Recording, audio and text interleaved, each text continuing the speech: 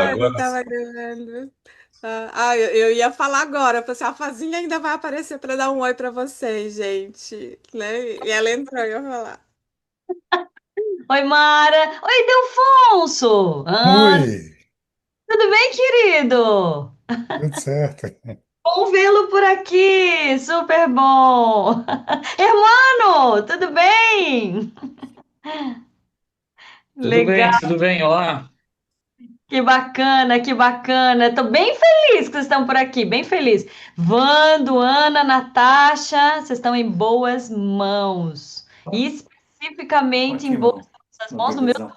meu marido. Vocês estão numa live? Tudo fazendo um curso. Então, vou aproveitar, Fá, agora que a gente vai começar a se apresentar, tá? Começar a se apresentar. Daí a gente aproveita e conhece o pessoal que você não conhece ainda. Então, eu acho que tu conhece quase todo mundo aí, né? Eu também não Com- conheço todo mundo, não, vou conhecer agora. Combinado, combinado. A gente se apresenta primeiro ou eles, amor? Eu vou fazer o seguinte, vamos deixar eles se apresentarem primeiro, e aí nessa apresentação, já dando a dica para vocês, até porque nós vamos estar 10 encontros juntos e tal, vamos fazer vários exercícios juntos, mas é bom para a gente se conhecer um pouco e também eu principalmente saber um pouco das suas expectativas, certo? Em relação a esses 10 encontros.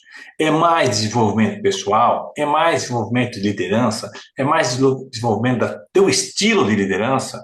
É mais aprender a enxergar as pessoas? Porque a ideia desse programa, embora já tenha um começo e fim, e está organizado, vocês receberam a apostila hoje também, via o grupo do WhatsApp, é também poder adequar o conteúdo às necessidades de vocês. A Marta citou há pouco, né? Façam perguntas, se coloquem, porque essas perguntas, essas colocações que vocês vierem a fazer, vão dar o tom da música, certo? Porque o campo de aplicação é bem vasto, certo? Eu vou tirar para tudo quanto é lado, certo? Mas os anseios que correspondem às necessidades de vocês, isso é possível se vocês se manifestarem, literalmente manifestarem. Então, e a ideia é essa. Então, várias maneiras de se manifestar. Abrir o microfone e falar a qualquer momento. No nossa ferramenta, que é o Zoom, tem ali um íconezinho de levantar a mão também, que é uma possibilidade, né? Tem gente que prefere levantar a mão, fique à vontade também. E o chat. Tem o chat, eu estou com o chat aberto o tempo inteiro aqui. Entende? Se você quiser colocar uma pergunta, Márcio, peraí, como é que é isso bem assim? Qual é que é a biografia disso aqui? E tal, tal. Então, tem três caminhos básicos aí. Né? Abrir o microfone, né? O chat, já até usou o chat agora também, aí, ó, o chat, ou usar levantar a mão ali para solicitar a tua participação. Esse não é um curso gravado, ele está sendo gravado e vai estar disponível para vocês durante um ano a gravação. Mas esse é um curso online, né? E, e síncrono, ou seja, a ideia é que você participe, certo? Para ter até esse diferencial de ter uma aula gravada, né? Participe, levante a mão, tire as suas dúvidas, coloque os seus anseios, para onde eu quero aplicar isso, onde eu quero que a inteligência emocional possa me ser útil. Isso a gente só vai saber ouvindo de vocês mesmos. Então, vamos se apresentar, tá? Vamos se apresentar, vamos deixar o pessoal se apresentar primeiro, depois a gente fala. Quem gostaria de falar um pouquinho de si, o que conhece do Enneagrama e qual é a expectativa? Aí o Delfonso levantou a mão ali, vai lá, Opa, tudo bom, Márcio? tudo Então, bem. meu nome é Delfonso, eu fui aluno do Márcio. Eu não sei precisar exatamente quanto tempo faz, né? Mas deve ser próximo aí dos 30, eu acho. Quanto tempo tu está nessa caminhada? 31 anos aí. 31? Não, então talvez não seja tanto, uns 25 por aí. Eu trabalhava na época no Senac, né? E daí nós fizemos dois módulos. E eu tive o privilégio de participar e nunca mais esqueci, né? Tanto que agora eu trabalho no cartório junto com o Hermano, né? E quando o Hermano me falou sobre o Enneagrama, ele já participou também, eu logo lembrei do nosso curso, sabe? E daí falei para ele, e disse para ele sobre a qualidade do curso que na época eu tinha feito. E daí busquei mais algumas informações e, enfim, hoje estamos aqui para conhecer um pouco mais, né? E quem sabe no futuro aí aplicar para a equipe. Mas assim, a minha expectativa é rever todo o conteúdo, conhecer aprender mais, né? E também aplicar na equipe, com os clientes, né? Entender melhor a equipe, entender melhor os clientes e daqui, quem sabe, no futuro propiciar uma capacitação aí para a nossa equipe também. Perfeito, Essa é perfeito. a ideia. Super, super, Afonso. E como faz bastante tempo, você vai ver que passou muita água por baixo dessa ponte.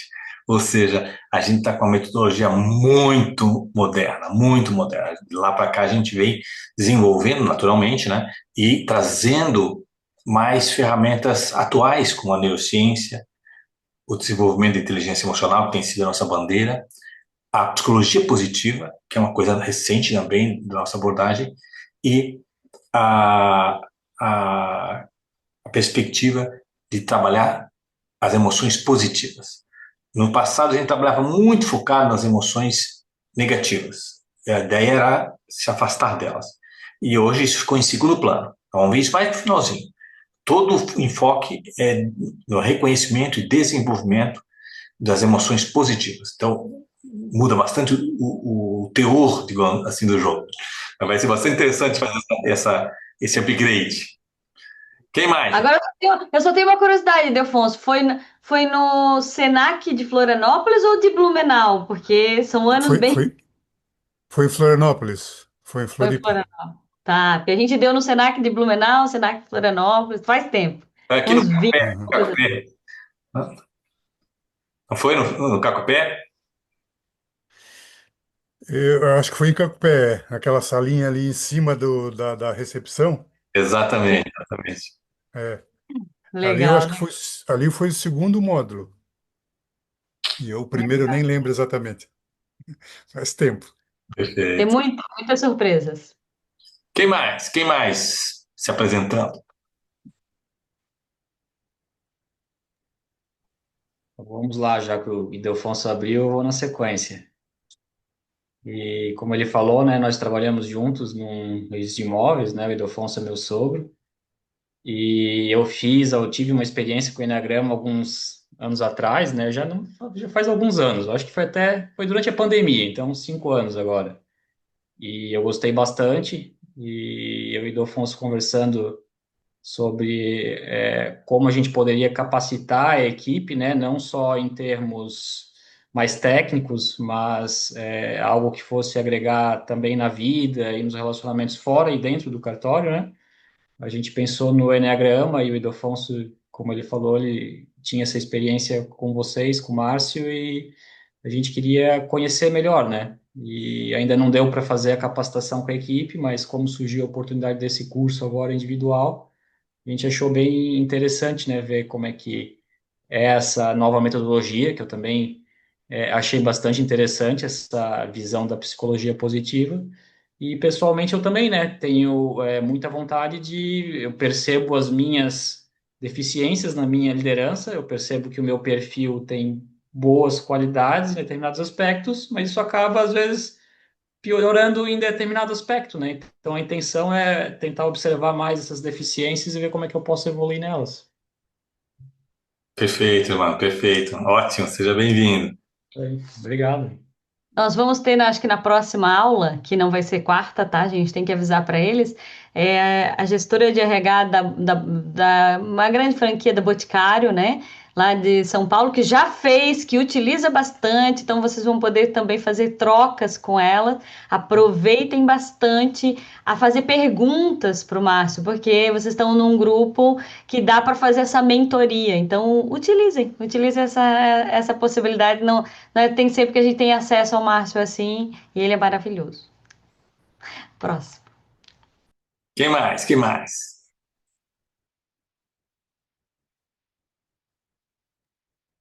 Posso então? Vamos lá, Anderson. Tá, então eu sou o Anderson, eu trabalho no Cresci, eu já tive então experiências com o Enneagrama, inclusive no treinamento que o próprio Cresci fez com vocês, ah, acho que foi ano passado, se eu não me engano, e tipo, foi um mundo totalmente novo para mim, e eu tô com muita expectativa com relação ao curso, porque eu estou para assumir uma equipe. né? Eu já fui líder em algumas vezes, mas nunca em ambiente de trabalho, então a pressão é totalmente diferente.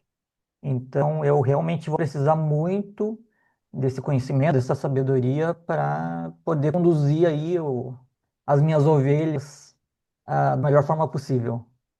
Maravilha, Anderson. Pô, momento certo, hein, Anderson? Momento certo.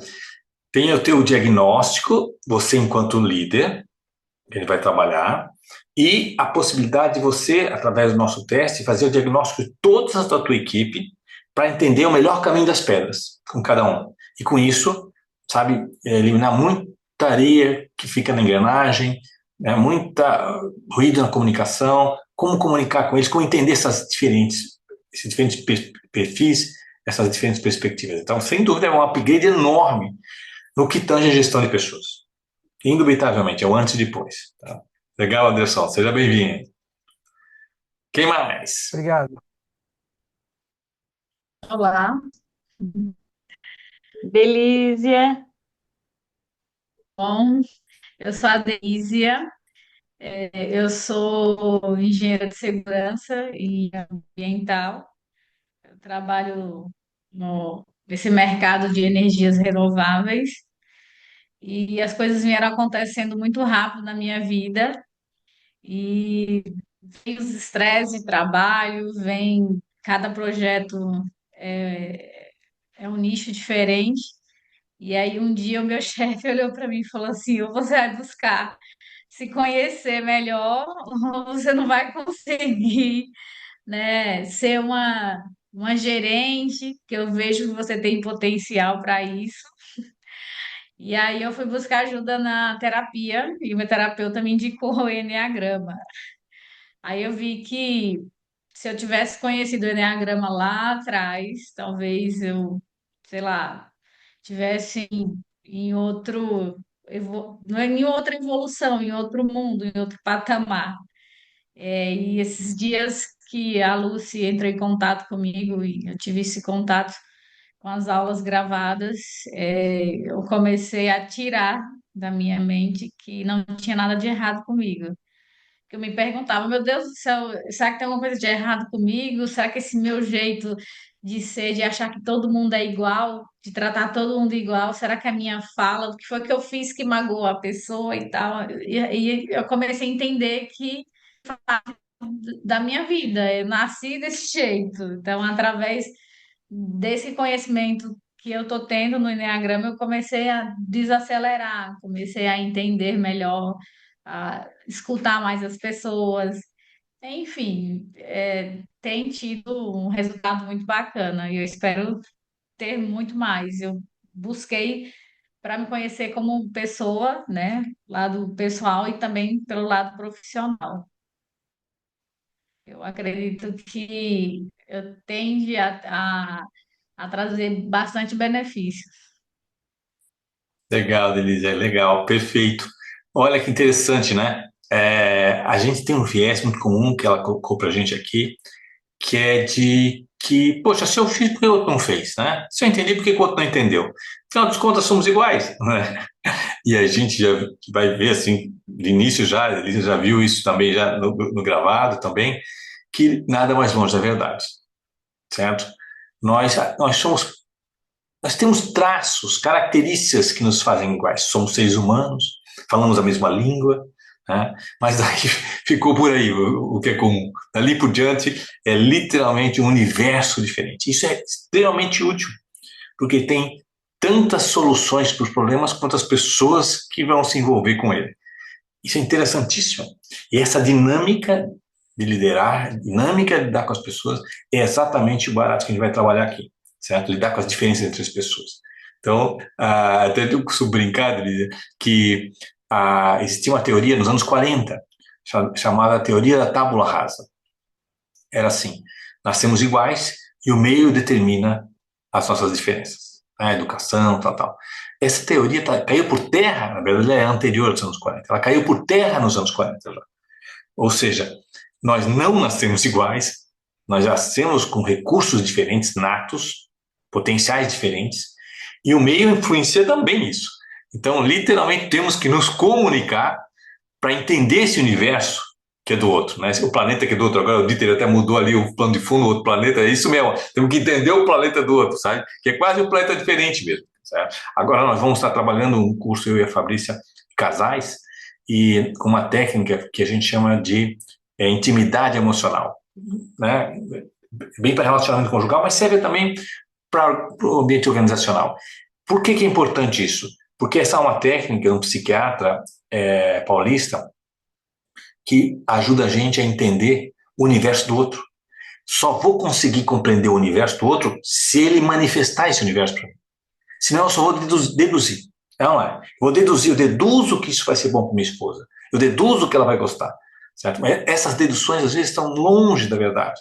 Então, a comunicação, comunicar o meu universo, como eu sinto, como eu penso, como eu percebo as coisas, o que eu valorizo ou não, é algo que é extremamente útil no ambiente organizacional e também extremamente útil no ambiente conjugal familiar. Né? Então, vamos ampliar essa perspectiva, Elise. Ok. Seja bem-vinda. Com relação ao Eneagrama, quando você participa, principalmente com a metodologia do Márcio, vocês vão aprender a ler a legenda dos outros. E para quem é líder, precisa saber ler a legenda dos outros, né, Delícia? Porque uma coisa é o que a gente fala, mas outra coisa é a legenda. Eu, por exemplo, tô dando tantos elementos aqui falando, dá para ler um monte de legenda minha. E às vezes a gente não consegue ler a intenção. E quando a gente conhece o tipo do Eneagrama, a gente consegue ler a intenção da pessoa, tudo vai ficar mais fácil e muito mais produtivo dentro das empresas. Então sejam bem-vindos. Quem é o próximo? O Dieter, Posso né? seguir, já que eu fui citado, né? Vou tomar aqui a palavra. Meu nome é Dieter, eu sou especialista em transformação digital, estou aqui no Cresci de Santa Catarina para ajudar aí a autarquia a realizar essa transição para o mundo digital, né? Eu sou engenheiro da computação e para mim, que sou um cara de um lado muito técnico, é extremamente interessante abrir essa caixa de ferramenta que é o ser humano, né? E poder entender melhor para que eu possa obter os resultados que a gente precisa, né? Então, às vezes é um entendimento, eu entendo que o Enagrama é um desenvolvimento, é uma ferramenta poderosa para o desenvolvimento pessoal, né? E para a melhoria das relações no dia a dia, né? Porque a gente precisa muito de muita interação, né? Todos são clientes hoje em dia da área de tecnologia, então isso vai me fazer abrir portas, né? E fechá-las de uma forma também extremamente estratégica para que a gente possa evitar entrar em rota de colisão, né, com os outros. Então, essa habilidade para nós que somos técnicos é extremamente importante porque a gente é muito binário de formação e a gente tem que entender que a gente tem que também ter essas habilidades aí de interação aí de autoconhecimento e também de conhecimento do outro. Surpreendente. Perfeito, é isso mesmo. As áreas técnicas, né, engenharias, tecnologia, né, as que não são das humanas, nunca viram tão necessário agora olhar um pouco para essa nova janela, né, essa nova porta, como você disse, né, e que é o entendimento das diferenças entre as pessoas, o humano. Bom, estamos no lugar certo, estamos no lugar certo. Seja bem-vindo. Quem é o próximo? Quem é a próxima? Posso falar, mas eu vou ser bem breve porque eu tô sem voz. Fale, Natasha, fale. Então, eu sou a Natasha, eu sou analista de RH e eu acho que esse curso ele vai me ajudar muito a entender melhor as pessoas. Porque o que que acontece? Às vezes, um líder acaba não entendendo o que o colaborador está passando e eu, querendo ou não, eu sou aquela ponte. Então, eu tenho que tentar entender as pessoas para poder ajudar as pessoas. Então, eu acho que esse curso vai ser ideal para mim. Ó, que legal, Natasha, que legal. Eu, pessoalmente, Natasha, eu acredito, a Fabrícia também, que o analista de RH, o RH como um todo, né, ele é exatamente o que você falou, a ponte. A ponte é quem fez uma curva de aprendizagem maior de gente e que pode, né, ser aquele injetor de uma informação específica útil para que o gestor e a equipe possam ter mais azeitamento nas relações. Tá certo que hoje os gestores também necessitam de uma certa curva de aprendizagem, mas digamos assim, o RH, que é essa força motriz, que estimula, que tem que trazer isso para o dia a dia, para que a gente não caia nas questões muito operacionais do dia a dia, esqueça que trabalhamos com gente, né? Seja bem-vinda, seja bem-vinda. Obrigada. Falta só quem? A Ana e o bando.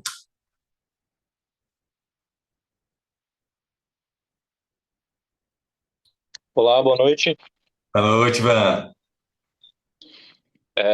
Bom, eu me chamo Vando, né? Eu trabalho hoje com um escritório de advocacia. Eu trabalho nessa área já tem 7 meses e quando eu entrei nesse escritório, eu entrei como líder de equipe, né? Então, eu tinha uma equipe ali de 3 pessoas e fui promovido para coordenador, né? Onde hoje eu tenho uma equipe de 24 pessoas.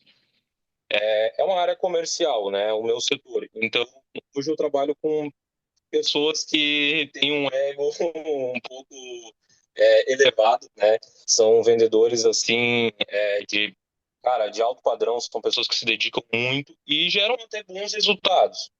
O problema é que algumas pessoas é difícil a conexão, é difícil muitas vezes fazer a leitura e ter uma aproximação correta, né? Para dar um direcionamento ali adequado. Eu vejo que hoje nós temos excelentes estratégias na empresa, né? A gente tem também bons treinamentos para questão técnicas, né? Sobre o produto, sobre o que a gente trabalha ali em si.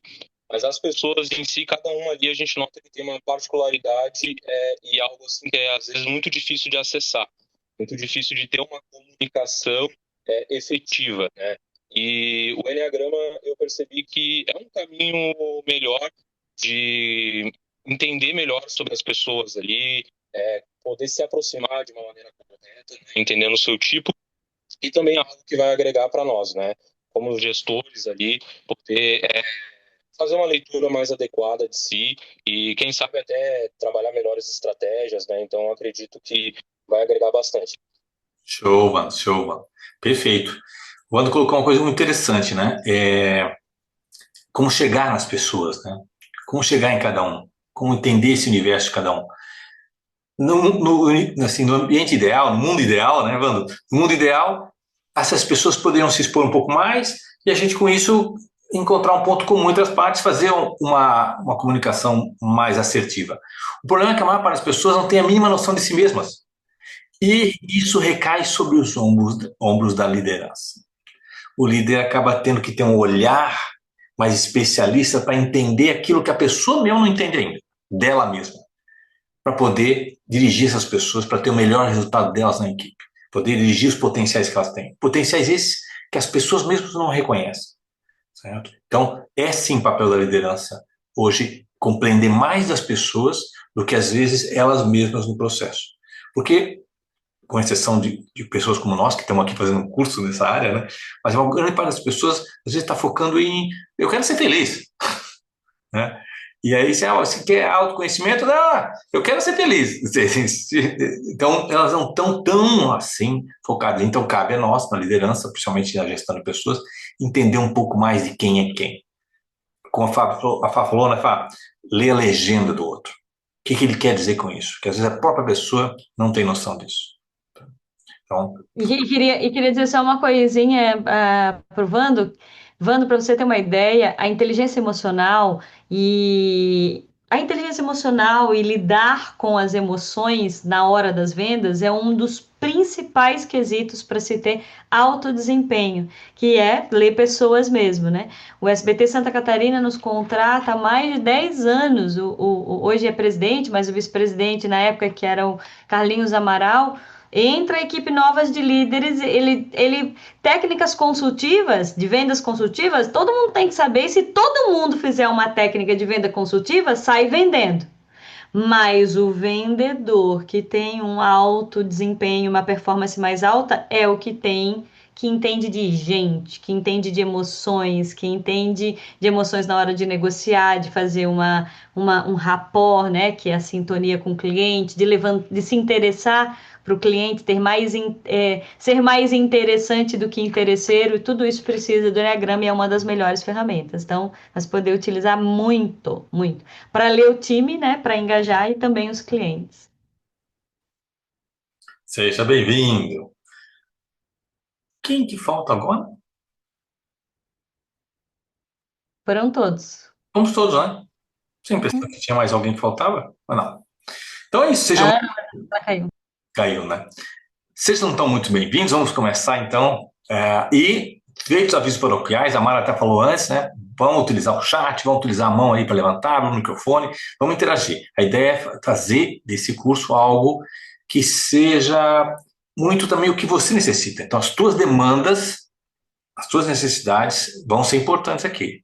Como a gente falou aqui, né? Time, entender o time, conhecer, né?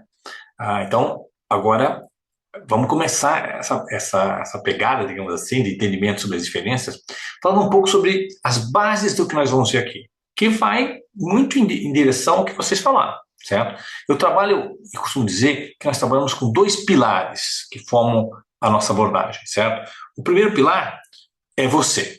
E quando eu falo você, estou falando da lente que você utiliza para enxergar as pessoas. De que forma você olha para as pessoas, certo? Vocês já devem ter ouvido falar disso. O peixe que mora no aquário acha que aquilo é o oceano. Então, as tuas referências, as tuas experiências passadas, o que deu certo para você, a Denise já falou até há pouco, né, Denise? Olha, como eu funciono, como os outros funcionam, né? Então, tudo as tuas experiências fazem parte do que a gente chama aqui de teu aquário, certo? E teu aquário não vai ser suficiente para você reconhecer as relações, a diferença nas relações. Você precisa ampliar esse aquário, conhecer um pouquinho mais do oceano. Então, nessa metáfora do aquário, ou aqui, como a gente está colocando a lente, qual é a lente que você utiliza? Quais são os aspectos assim que são relevantes quando você olha para as pessoas? Então, vai ser esse primeiro pilar. Então, autoconhecimento mesmo. Então, vamos ter uma dose enorme de autoconhecimento. Teu estilo e eu, nesse módulo, vou ajudar um por um de vocês no diagnóstico da principal competência emocional, das secundárias, né? Esse é um diagnóstico que eu vou assistir aqui. Diferentemente, o Vando, por exemplo, que fez, né, o workshop, né, Vando? O CDL, lá a gente só fez um workshop, lá a gente parou no diagnóstico baseado, né, no próprio teste. Aqui não. Aqui, nesse curso, além do teste, além da ferramenta do teste, eu vou estar tirando as tuas dúvidas e qual é a tua principal, quais as tuas secundárias, fazendo esse ajuste fino aqui, para a gente sair com total clareza de quais são os elementos que compõem esse primeiro pilar, ou seja, você. E o segundo pilar, tão importante quanto o primeiro, é a tua equipe. E aí tem uma metáfora que vocês já me viram falando, alguns de vocês, que eu gosto muito, que é a metáfora do tabuleiro xadrez. Vocês sabem, né? Tabuleiro xadrez, você tem as torres que andam para frente, para trás, para as laterais. Os bispos que andam em diagonal. Os cavalos que fazem movimento único, em L.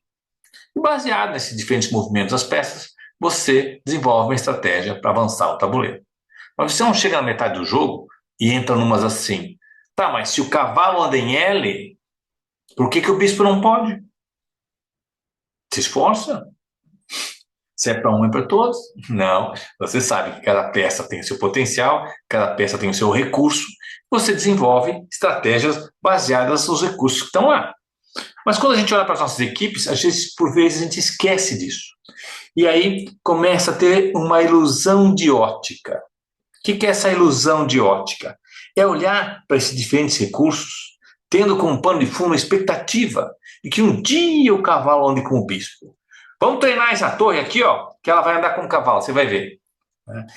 E essas expectativas que você tem sobre as pessoas, e olha aqui, deixa eu fazer um abre aspas aqui. Às vezes as pessoas me dizem assim, Márcio, então eu não devo criar expectativas sobre as pessoas, não é isso? Não, você tem que criar expectativas sobre as pessoas. É natural que você crie expectativas. Como é que você não vai criar expectativas sobre as pessoas? Né? Como é que você vai montar equipe sem criar expectativas? Na hora da contratação, né, a Tasha que falou antes sobre, né, o processo de RH, o processo seletivo já é um processo de expectativa, não é? É óbvio que a gente cria expectativas sobre as pessoas. A todo momento a gente faz isso. Agora, como mostra aqui a imagem, né? Se você cria expectativas sobre as pessoas que está baseada no teu olhar e não sobre os potenciais dele, você está vivendo uma ilusão de ótica. Achar que o cavalo vai andar como o bispo, achar que a torre vai andar como o cavalo, fala mais de você e das tuas expectativas do que de fato das pessoas. E a mais comum das ilusões de ótica é essa aqui, ó. Se um pode, e de fato pode, os outros também. Notem, é muito comum isso, né? Se eu fiz, porque o outro não faz. Se eu dei conta, por que o outro não dá conta? Então eu acabo tendo uma expectativa baseada em uma experiência específica. Poxa, eu dei um feedback para fulano, ele me agradeceu. Fiz a mesma coisa com o ciclano, ele saiu aqui batendo porta. Como é que é esse negócio? Claro, você cria expectativas de que se funcionar para um, vai funcionar para todos, né? Nós vamos ver do começo ao fim isso aqui. Esse papo de que é o um é para todos, nós vamos ter que otimizar, nós vamos ter que customizar a sua comunicação, nosso feedback, inclusive as nossas expectativas, baseadas no que está lá. Pensa comigo, né? Se você criar expectativas de que as pessoas se tornem outras pessoas para que as tuas estratégias deem certo, você ficou refém das pessoas. Vai que elas não conseguem fazer essa curva. Ela não é. Mas se as tuas expectativas são baseadas nos potenciais que existem lá, a pessoa que está lá não precisa ser outra pessoa. É o que ela tem para oferecer. Opa, você tem aí um terreno sólido para criar expectativas, certo? Ah, mas não, 100% ninguém tem. É verdade, 100% ninguém tem. 100% de certeza que vai dar certo. Mas se você une a fome com a vontade de comer, que é o potencial que a pessoa tem, e é uma atividade que usa esse potencial para dar match e gere nela autorrealização, você tem aí um caminho muito mais sustentável para dar certo com as equipes, certo? Muito mais sustentável. E a Fá fala muito bem isso, numa palestra que ela dá sobre desenvolvimento de liderança, que hoje cerca de apenas 26%, né, acho que esse é o número, né, das pessoas se encontram engajadas nas 21. Ó, 21. 21, 26, acho que eram os líderes, né? 21. 21% dos líderes e das pessoas estão. 27% dos líderes estão engajados e 21% da força de trabalho mundial está engajada. E eles dependem literalmente dos líderes, né? Tu entende isso, ó? A liderança cria uma expectativa sobre as pessoas. Essas pessoas entregam 21%. E esse líder, para a empresa, também está entregando 26%. Está um pouco acima dos 21%. E por que tem essa crise de engajamento? Certo? Porque, na nossa abordagem, vamos ver dessa maneira, as pessoas estão tentando dar certo sendo de um jeito que elas não são. Sabe? Eu tenho que ser outra pessoa para dar certo. Eu leio o livro de como ser um líder de sucesso, com os 10 passos para chegar lá, estilo de gestão Jack Welch, que é muito legal tudo isso. Mas fala muito mais deles e como eles chegaram do que algo que vai servir para você. Então, o caminho que nós vamos trabalhar aqui é um pouco diferente, certo? E nada mal com os caminhos pré-determinados de quem já chegou lá. Mas isso é histórico, né? Isso é biografia. A pergunta que a gente vai fazer aqui é qual é o teu estilo de liderança? Porque se você atua no teu estilo de liderança, você não precisa ser outra pessoa para dar certo. Está entendendo? O irmão até falou isso, irmão. Lembra quando você falou na tua apresentação? Você falou assim, olha, eu quero ver as áreas que estão em baixa, né? Eu estou falando com as minhas palavras, né? Para que eu possa dar uma equilibrada, né? E ter melhores resultados. Foi mais ou menos isso, né? Então, essa é exatamente a perspectiva que a nossa cultura como um todo abraçou até pouco tempo. É muito recente a mudança de perspectiva em relação à educação e desenvolvimento. Até então, era o que o Emmanuel falou, até pouco tempo. A gente faz uma prova, vê o que a gente está em baixa, investe naquilo que a gente está em baixa para ficar melhor, certo? Essa era a base. No colégio não era assim. Você foi mal em química, que você tinha aula de recuperação em química, não era? Não era assim? Bom, para poder passar, para poder ir na média, pelo menos pela média. E o que está bom? Está bom, está bom. Hoje, toda a educação moderna é o oposto disso. Foca no que tu é bom, mas eu sou bom nisso. Para ser ainda melhor, porque aí tem um potencial enorme de crescimento. E o que você não está bom, entenda, compreenda e faça parceria. Ninguém é bom em tudo. Vê onde você se destaca. Qual é o teu ponto forte. É com que você contribui. Ninguém contribui com tudo. Senão vira meio síndrome de pato, lembra? Não nada direito, não voa direito, não anda, né? Não. Porque quer fazer tudo. Não dá. Não dá para fazer tudo. Hoje em dia, inclusive, em termos de gestão de pessoas, é tanta coisa mesmo que não dá para fazer tudo. Mas tem coisa que você possa fazer diferença. E o que você não faz diferença, faz parceria. Tem alguém na equipe que faz. Vamos ver exatamente essa complementaridade. Certo? O nome do jogo é complementaridade. Certo? Eu entro com algo e o outro entra com outro algo. E juntos nós somos mais do que as partes separadas. Certo? Que é o que a gente chama de sinergia. Não é 1 mais 1 dá 2, é 1 mais 1 dá 3. Por quê? Porque é a complementaridade. Então, o grande foco é, primeiro, com o que eu entro no jogo? Certo? Quais são os meus potenciais? O que é aquilo que eu faço e que não me gasta energia? Olha a dica de ouro que eu já dei. Não me gasta energia. Se te gasta muita energia para ser desse jeito, lamento. Você vai virar estatística. Por que você acha que 26% dos líderes estão engajados? Apenas 26%. É difícil você estar engajado com uma perspectiva que não te corresponde, sabe? Na quarta-feira você começa a pensar no sábado. Não é? Você começa a pensar mais num hobby, para sobreviver, para ter saúde mental, certo? Se para dar certo eu tenho que ser outra pessoa, o trabalho virou um sacrifício. E aí é claro que você está pensando no sábado. Você está tentando sobreviver, depois de um tempo você vai estar meio que deixa a vida me levar. E aí você vira estatística, 26%. Certo? Mas por que as pessoas não podem se engajar com 80%? E tem gente que se engaja. Aquela 26% é a média. Né? Por que não podemos engajar? Por que não podemos nos autorrealizar? Por que na quarta-feira não podemos pensar na quarta-feira? Certo? Isso tem muito menos a ver com a atividade e muito mais a ver com o que me autorrealiza, como fazer minha autorrealização se manifestar, que é exatamente o conteúdo que a gente vai estar trabalhando aqui. Tá? E aí, tudo bem? Então, estava falando um pouco dessas dois pilares, você e a lente que você utiliza para enxergar a realidade, e o outro pilar é a tua equipe, quem é quem na equipe, quais são os recursos que ele tem, certo? E falando dessa lente, deixa eu aqui aprofundar um pouquinho o contexto dessa lente. Como é que a gente percebe a realidade?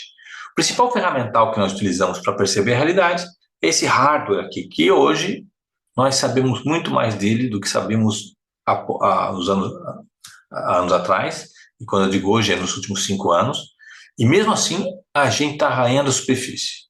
Olha que só que interessante, nós sabemos mais sobre a Lua do que sabemos sobre o nosso cérebro. Interessante, né? Quando não conhecemos o potencial, a cada dia novidades sobre esse hardware aparecem, de como nós funcionamos. E uma das coisas que nós já sabemos é que ele processa em torno de 400 bilhões de bits por segundo, o que é informação para dar com pau. Mas somos conscientes de uma pequena parcela disso, cerca de 2.000 bits por segundo, o que no universo de 400 bilhões são 0,605%. Ou seja, desse mundaréu de informação que o cérebro processa, somos conscientes de uma pequeníssima parcela. E a pergunta que a neurociência se faz é, quem escolhe esses 2.000 bits? Né? Por que esse ponto aqui e não esse aqui ou esse aqui? E essa escolha é feita a partir das atuais redes neurais pré-instaladas em seu cérebro, com ênfase do pré-instaladas. Quando essas redes neurais disparam juntas, formando o que a gente está chamando aqui de rede neural, esses grupos de neurônios disparam junto, formam essa rede neural e uma informação em específico acende a consciência. Tá, mas Márcio, de que me serve isso? Olha só o que eu vou dizer agora. Para você perceber qualquer coisa nesse curso, para você perceber qualquer coisa em você mesmo, autoconhecimento, para você perceber qualquer coisa nos outros, as pessoas da tua equipe, em casa, você precisa ter uma estrutura neural previamente instalada no seu cérebro que lhe permita perceber aquele assunto em específico. Se essa estrutura neural não estiver previamente instalada, o assunto passa batido e você nem perceber. Literalmente. Então aquela ideia que nós tínhamos assim, de que os nossos olhos são câmeras e o nosso cérebro é um HD que grava tudo lá, né, que dá para acessar de alguma maneira, Nada mais longe da verdade. Você não grava tudo que está percebendo. Esquece. Entende? Você nem percebe tudo que está aparecendo. Então, como é que isso funciona? Deixa eu dar um exemplo disso que quem fez o curso comigo há pouco tempo me ouviu falar. Tem um exemplo que eu gosto daqui dessa casa em que eu moro hoje. Essa casa a gente construiu uns 12 anos atrás. E quando nós estávamos no período de construção, o arquiteto me perguntou: Márcio, como é que você vai querer o piso? Eu pensei que era uma pegadinha.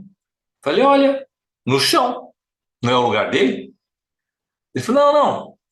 Você vai querer que ele seja colocado reto ou em diagonal? Falei: mas tem isso ainda? E aí ele me fez uma pergunta: como é que está no seu apartamento? Eu morava 8 anos naquele apartamento. E quando alguém pergunta algo pra gente que a gente deveria saber, mas não sabe, a gente imagina. Não é assim? As coisas caem no chão, como é que eu não sei, né? Tem como não, né? Não olhar para o chão. Devia estar reto, se tivesse em diagonal, eu teria percebido, claro, deve estar reto. E aí, de fato, quando eu cheguei no apartamento, estava reto. Na sala, nos corredores, e em todos os quartos, estava colocado em diagonal. E eu nunca tinha percebido isso. E por que eu nunca tinha percebido isso? Porque eu não estava nem aí para piso colocado reto em diagonal. Não é uma coisa que me fosse relevante. Estou entendendo aqui o viés do processo? Você só percebe aquilo que alguma relevância faz para você. E essa relevância tem a ver com as nossas emoções. Por exemplo, você tem um sonho de consumo. Um carro, modelo tal, cor tal. O que você vê lá fora mais do que ninguém? Aquele carro, modelo tal, cor tal, não é assim? Ou quer viajar para tal lugar. Tem gente que fala: pô, o Google deve estar escutando a gente, porque só sai notícia agora sobre tal lugar. Pô, eu até sei que seja mesmo, não sei. Mas, de qualquer forma, essas informações começam a se tornar mais relevantes. Tanto é, voltando à minha história, quando eu fui com o arquiteto para a loja de pisos, né? E foi escolher, graças a Deus fui com ele, porque tem tanta variedade que se a gente ficar ali, ia ficar 2 anos e não sai de lá. Né? E selecionou algumas alternativas, né? Reto ou diagonal, e a gente fez a escolha. Uma escolha para tua casa, não é uma escolha qualquer. Ou seja, tem um componente emocional aí. Bom, final da história. Até hoje, quando eu entro nos recintos, o que me salta aos olhos? Como está colocado o piso. Estava agora numa cidadezinha no interior do Paraná chamada Quedas do Iguaçu, para um curso que a gente fez para a Engie lá. E aí entrei na sala de treinamento e como é que estava o piso da sala de treinamento? Em diagonal. E em diagonal eu conto essa história e as pessoas começam a rir. Por quê? Porque elas já estiveram naquela sala dezenas e dezenas de vezes e não tinham a mínima ideia de como aquele piso estava colocado. Tá entendendo? Ah, mas Márcio, se fizer uma hipnose e a pessoa... Cara, não tá lá. Entendeu? Não adianta hipnotizar, não tá lá. Não tem isso gravado. Você não grava tudo que está vendo, não é uma câmera com HD que está conectada e grava tudo. Não. Entende? Você só memoriza aquilo que tem algum componente emocional. Se não tiver um componente emocional, algum estímulo, aquela relação de longo prazo se quebra. E aí não tem essa memória, simplesmente não existe. Então aqui vou dar um exemplo, né, a respeito do que a gente está vendo exatamente, essa presença das emoções, que aqui começa já a diferença entre o papel das emoções, né? O papel das emoções. Então, se tem um componente emocional conectado à informação, por exemplo, um carro, esse era meu sonho de consumo, né? Um Mini Cooper. Você acha que quando passava um Mini Cooper na rua, assim, nem vi, nem percebi? Era um filme, quando passava, me saltava os olhos. Por quê? Porque acionava uma estrutura neural previamente instalada e lançava para a minha janela mental, que é o lobo frontal do nosso cérebro, aquilo que tinha sentido e significado para mim. Em outras palavras, o que eu estou dizendo aqui é que a gente vê aquilo que a gente quer ver. Conscientemente ou não. Eu tive um aluno que disse: Márcio, mas como assim? Eu, por exemplo, eu odeio o trânsito. Por que me chama tanto a atenção o trânsito? Você já matou a charada. Tudo que você odeia, você vai perceber mais do que ninguém. Não é assim? Por isso que a gente diz que o contrário do amor, o que é? Pensar o ódio, né? Não. O contrário do amor é a indiferença. Ódio é só uma versão negativa, é uma polaridade do amor. Se um relacionamento conjugal está no ódio ainda tem o que fazer. O que não tem o que fazer quando está na indiferença? E se ela quiser sair com outro, que saia. Se quiser o dinheiro emprestado, seja feliz. Na indiferença não tem construção, porque não tem vínculo. Eu não percebo aquilo que eu sou indiferente. Eu era indiferente ao piso. Eu não percebi ele. As pessoas que foram naquela sala, que já tiveram dezenas de vezes lá no Paraná, eram indiferentes ao assunto como o piso estava colocado. Tu não pega isso. Tá entendendo?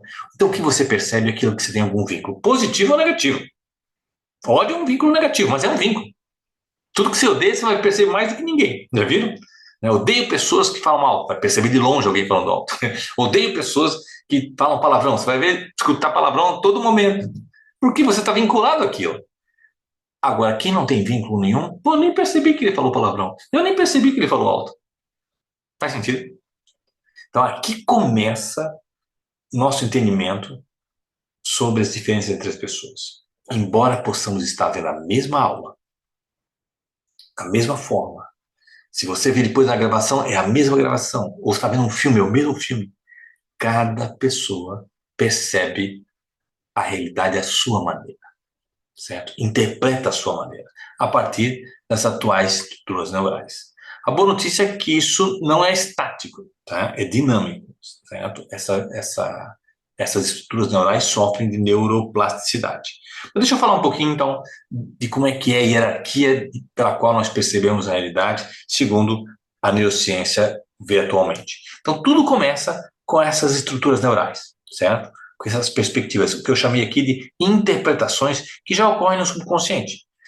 Essas estruturas neurais, elas funcionam no subconsciente, já estão pré-programadas. Então, você, quando vê, salta aos olhos, sabe? Você não fica, né, pensando, olha, será que eu gosto? Isso é importante. Aquilo que está no subconsciente como importante salta aos olhos. Uma vez que eu interpreto a realidade a partir do subconsciente, o passo seguinte é ativar uma bioquímica no cérebro, que são os neuropeptídeos, que são formulados numa região do cérebro chamada hipotálamo, passam pela pituitária e vão para a corrente sanguínea. Essa é a bioquímica das emoções. Essa bioquímica, certo? Ela gera um relacionamento de longo prazo, aí você tem um ponto de vista. Sem essa bioquímica, essas interpretações são como o carro que você deixou no shopping, no estacionamento do shopping, sabe? Você lembra no dia, mas você lembra? Ano passado, né, dia 5 de março, você esteve no shopping. Você lembra de botar o carro? Nem ideia. Por isso que eu já boto sempre no mesmo lugar, sempre na mesma área, para não ter que pensar nesse assunto. Você não lembra disso, certo? Porque não tem um vínculo emocional, é memória curta, certo? Agora, quando tem uma bioquímica das emoções, opa, e quando essa bioquímica vai para a corrente sanguínea, ela gera reações corporais. É nesse momento que a gente percebe as nossas emoções. Nós não percebemos nossas emoções nesse momento aqui, não, na produção dela.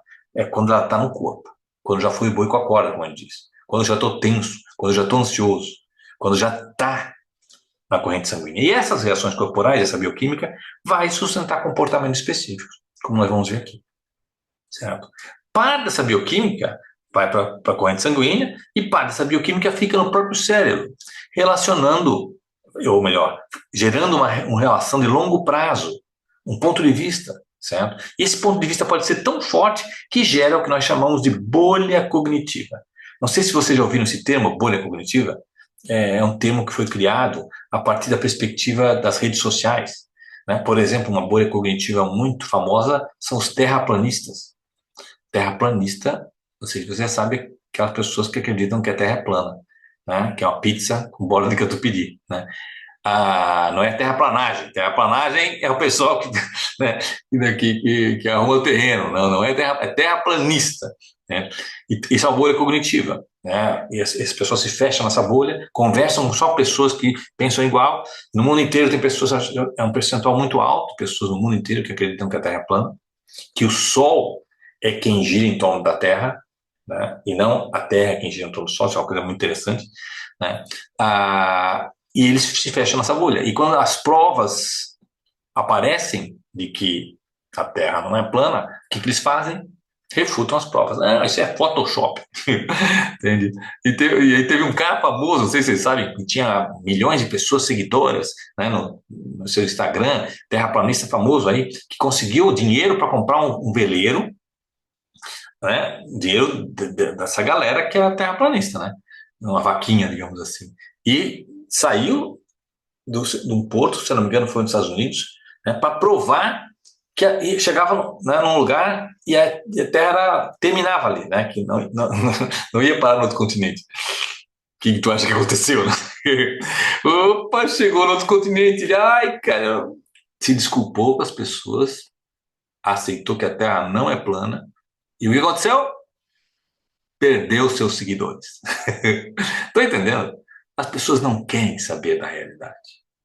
Elas estão presas na sua bolha cognitiva. Elas só querem saber as informações que sustentem a sua bolha cognitiva. Então é importante entender isso. Esse é o aquário. Você pode viver no aquário e achar que... E hoje as redes sociais permitem isso. O teu aquário se amplie com outras pessoas que vivem em aquários similares. A gente não quer ficar na bolha cognitiva. A gente quer só ter um ponto de vista. E isso não tem nada mal com isso. É o excesso que gera. Essa hierarquia é parte do trabalho do Dr. Antônio Damasio, neurocientista português, que é um dos maiores especialistas no mundo hoje na relação das emoções com o cérebro, certo? Então, nós vamos falar um pouco mais sobre ele, mas aproveitando essa perspectiva dessas estruturas neurais, né, que eu chamei aqui de janelas, né, eu vou mostrar para vocês um mapa que eu desenvolvi, que descreve 9 estruturas neurais, 9 redes neurais, cada uma delas representando um ponto de vista, processando um ponto de vista diferente. A janela 1 foca na tarefa e no senso prático. Quando você está com os seus 2.000 bits do cérebro nessa estrutura neural, você percebe a realidade por um foco no que tem que ser feito e com um senso prático. Agora, você conhece pessoas que essa janela está um pouco fechada. Ela não é. Pessoas que carecem de senso prático. São aquelas pessoas que se atrasam sempre, né? E perderam um voo até. No check-in, elas estavam lá dentro já do check-in, foram tomar um café, conversar com uma pessoa e lá dentro perdeu o voo. Pode um negócio desse? As pessoas chamando o nome dela, né? E a pessoa, né? Cara, não era para isso que você estava ali, a tua tarefa não era essa. Ah, mas conversei com a pessoa, ou veio o seu extrato bancário, tá no especial de novo. E aí acende vela, faz mandinga para ver se melhora o processo. Ela não está entendendo, essa pessoa, a realidade pelo aspecto prático. Faz sentido? Por quê? Porque essa estrutura neural que todos nós temos é uma estrutura neural que ela está sendo pouco útil, pouco utilizada. Ela usa outras estruturas neurais. E não há nada mal com isso, tá? A segunda estrutura neural aqui, didaticamente apenas, é uma que nós todos temos, que foca no outro por empatia. Gente, 1% da população mundial não tem essa estrutura neural. Está entendendo o que significa isso? Não tem ela, nasceu sem. Não é uma coisa que eu possa desenvolver. É como nascer sem um braço, não vai nascer outro. Certo? Você sabe quem são essas pessoas? Os psicopatas. Por isso que não tem tratamento. Porque ele carece da estrutura neural que todos nós temos, que é a estrutura neural que nos permite colocar nos sapatos dos outros, ter empatia. Certo? Todos nós temos essa estrutura neural. Eu espero que sim, né? Se não for o caso, fique na sua, eu vou ficar na minha, vou ficar por aí também. Tá? Mas acredito que você seja como eu, que não seja psicopata, então você tem essa estrutura neural. Então a gente se coloca nos sapatos dos outros. Às vezes pelo telefone, não é assim?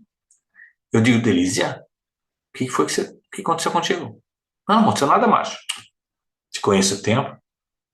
Né? Ou pelo oi, pelo bom dia, eu percebo que tem uma... Não é assim? Mas você conhece pessoas que essa janela está um pouco fechada. Não é? As pessoas têm pouca empatia, pouco se colocam no lugar do outro. Aí eu digo para o irmão, você percebeu como o Anderson ficou chateado com o que a gente decidiu na reunião? Aí diz o irmão, mas ele não falou nada? Não, ele não falou nada, mas estava com a cara de uva passa lá fechado. Aí o meu irmão fala assim, eu ainda disse, quem tem algo para dizer, diga agora. Ah, se não quer falar, não fala, vai se tratar. Olha só, o irmão está tratando o assunto a partir de uma perspectiva da janela 1, cujo foco é na tarefa. Eu disse, quem tiver algo para dizer, que diga. Se não quer dizer, fica a sua. Ó, na prática, isso é uma solução. Só que às vezes não resolve. Às vezes eu tenho que olhar para um outro ângulo. E aí eu digo para o Anderson, estou percebendo que você tem uma coisa engasgada aí, o que que foi? Né? Ah, não, nada. Fala aí, amigão, o que que foi? E aí o Anderson desembucha. Aí o irmão falou, pô, como é que sabia que ele queria falar isso? Era só olhar, né? Lembra que nós não temos câmeras e não é um HD que grava tudo? Não é só olhar. O Anderson estava dando sinais, mas o irmão estava focando na tarefa, no senso prático. Então ele nem percebeu que o outro estava com uma coisa engasgada. Mas quem tem um bom vínculo com a janela 2 percebe essa informação da realidade. Certo? A terceira janela, Então, é, fala, Elisa, fala. então, Márcio, para eu entender e lidar com pessoas, quando existia essas situações em que eu sou muito espontânea, eu falo o que eu penso, o que quero, e o que me incomoda eu chego e expresso, e tem pessoas que não é assim, e isso me incomoda. Por que a pessoa não age dessa forma? E depois fica falando, reclamando, e não chegou naquele momento e se expressou. Então, assim, é um dos motivos que me fizeram também buscar e entender é porque isso vem me incomodando muito e vem me tirando muito do sério e até fazendo mal, né? Acredito que você acaba desencadeando até dores, algumas doenças, porque você acaba sem entender o porquê que o outro não age daquela forma que você age, porquê que o outro não está passando por uma dificuldade, não se posiciona, não procura melhorar, porque que eu tenho que me posicionar em outra pessoa. Não, isso estava me incomodando bastante. Então, um dos motivos que me fizeram buscar o caminho do Enneagrama foi tentar entender o porquê que as pessoas se comportam dessa forma, como lidar com essas pessoas. Perfeito. E essa é a ideia mesmo deles. Porque se nós criarmos ou mantivermos nessa expectativa de que, poxa, se eu me exponho, por que a pessoa não se expõe, né? Se eu falo, por que a pessoa não fala? Nós estamos gerando uma expectativa de que a pessoa faça aquilo que eu faço. Mas a pessoa não é o que eu sou e não tem os recursos que eu tenho. E eu vou daqui a pouco já justificar isso. Como isso funciona, inclusive, a partir de uma abordagem que vem desse mesmo neurocientista que é o Antônio Damasio. Tá? Vai ser, inclusive, um dos pilares da nossa abordagem aqui, entender por que essas pessoas não conseguem. Eu vou dar um exemplo, inclusive, disso, né, de por que a pessoa, né, fez até um curso, né, para tentar se expor mais e aquilo vai e volta para o mesmo lugar. Entende? Então, nós vamos entender exatamente isso, está no lugar certo. Agora, uma coisa a gente já pode dizer de cara, Elísia, criar expectativas sobre os outros, de que é possível eles mudarem, é algo que te deixa refém da situação. Por isso que te deixa mal. Entende? Porque, ai, tá dando certo, tô conseguindo, a pessoa tá falando, caiu. Fala, pô, meu Deus do céu, agora que tava indo, agora, né? Claro, você cria expectativas baseadas nos teus recursos. Aí para você é fácil. O outro tem outros recursos, pode ser opostos. Para ele, só nascendo de novo. Então, vou aproveitar o que a Delícia trouxe aqui. Ó. Eu estava fazendo uma mentoria, Delícia, com uma pessoa parecida contigo. A gente faz uma mentoria para pessoas que conhecem nada do que a gente está falando aqui. Zero. São 3 mentorias. Certo? Então, a gente tem que fazer uma curva de aprendizagem rápida. 3 horas, 3 encontros de 1 hora, para a gente utiliza uma metodologia da análise SWOT e tal, e ela fez o teste e as 3 competências emocionais dela foram extrovertidas.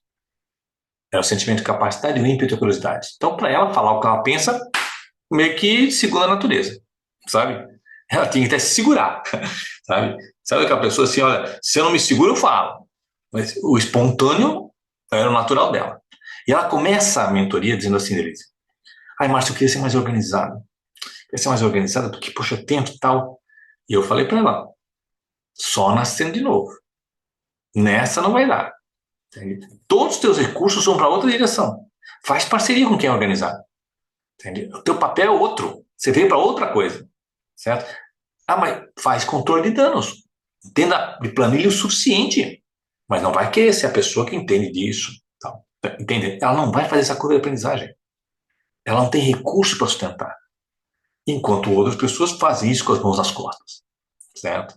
Então, é disso que a gente vai estar vendo. Como olhar para isso e lidar e saber o que a gente pode esperar, certo? E o que a gente não pode esperar. Por quê? Porque não tem para dar.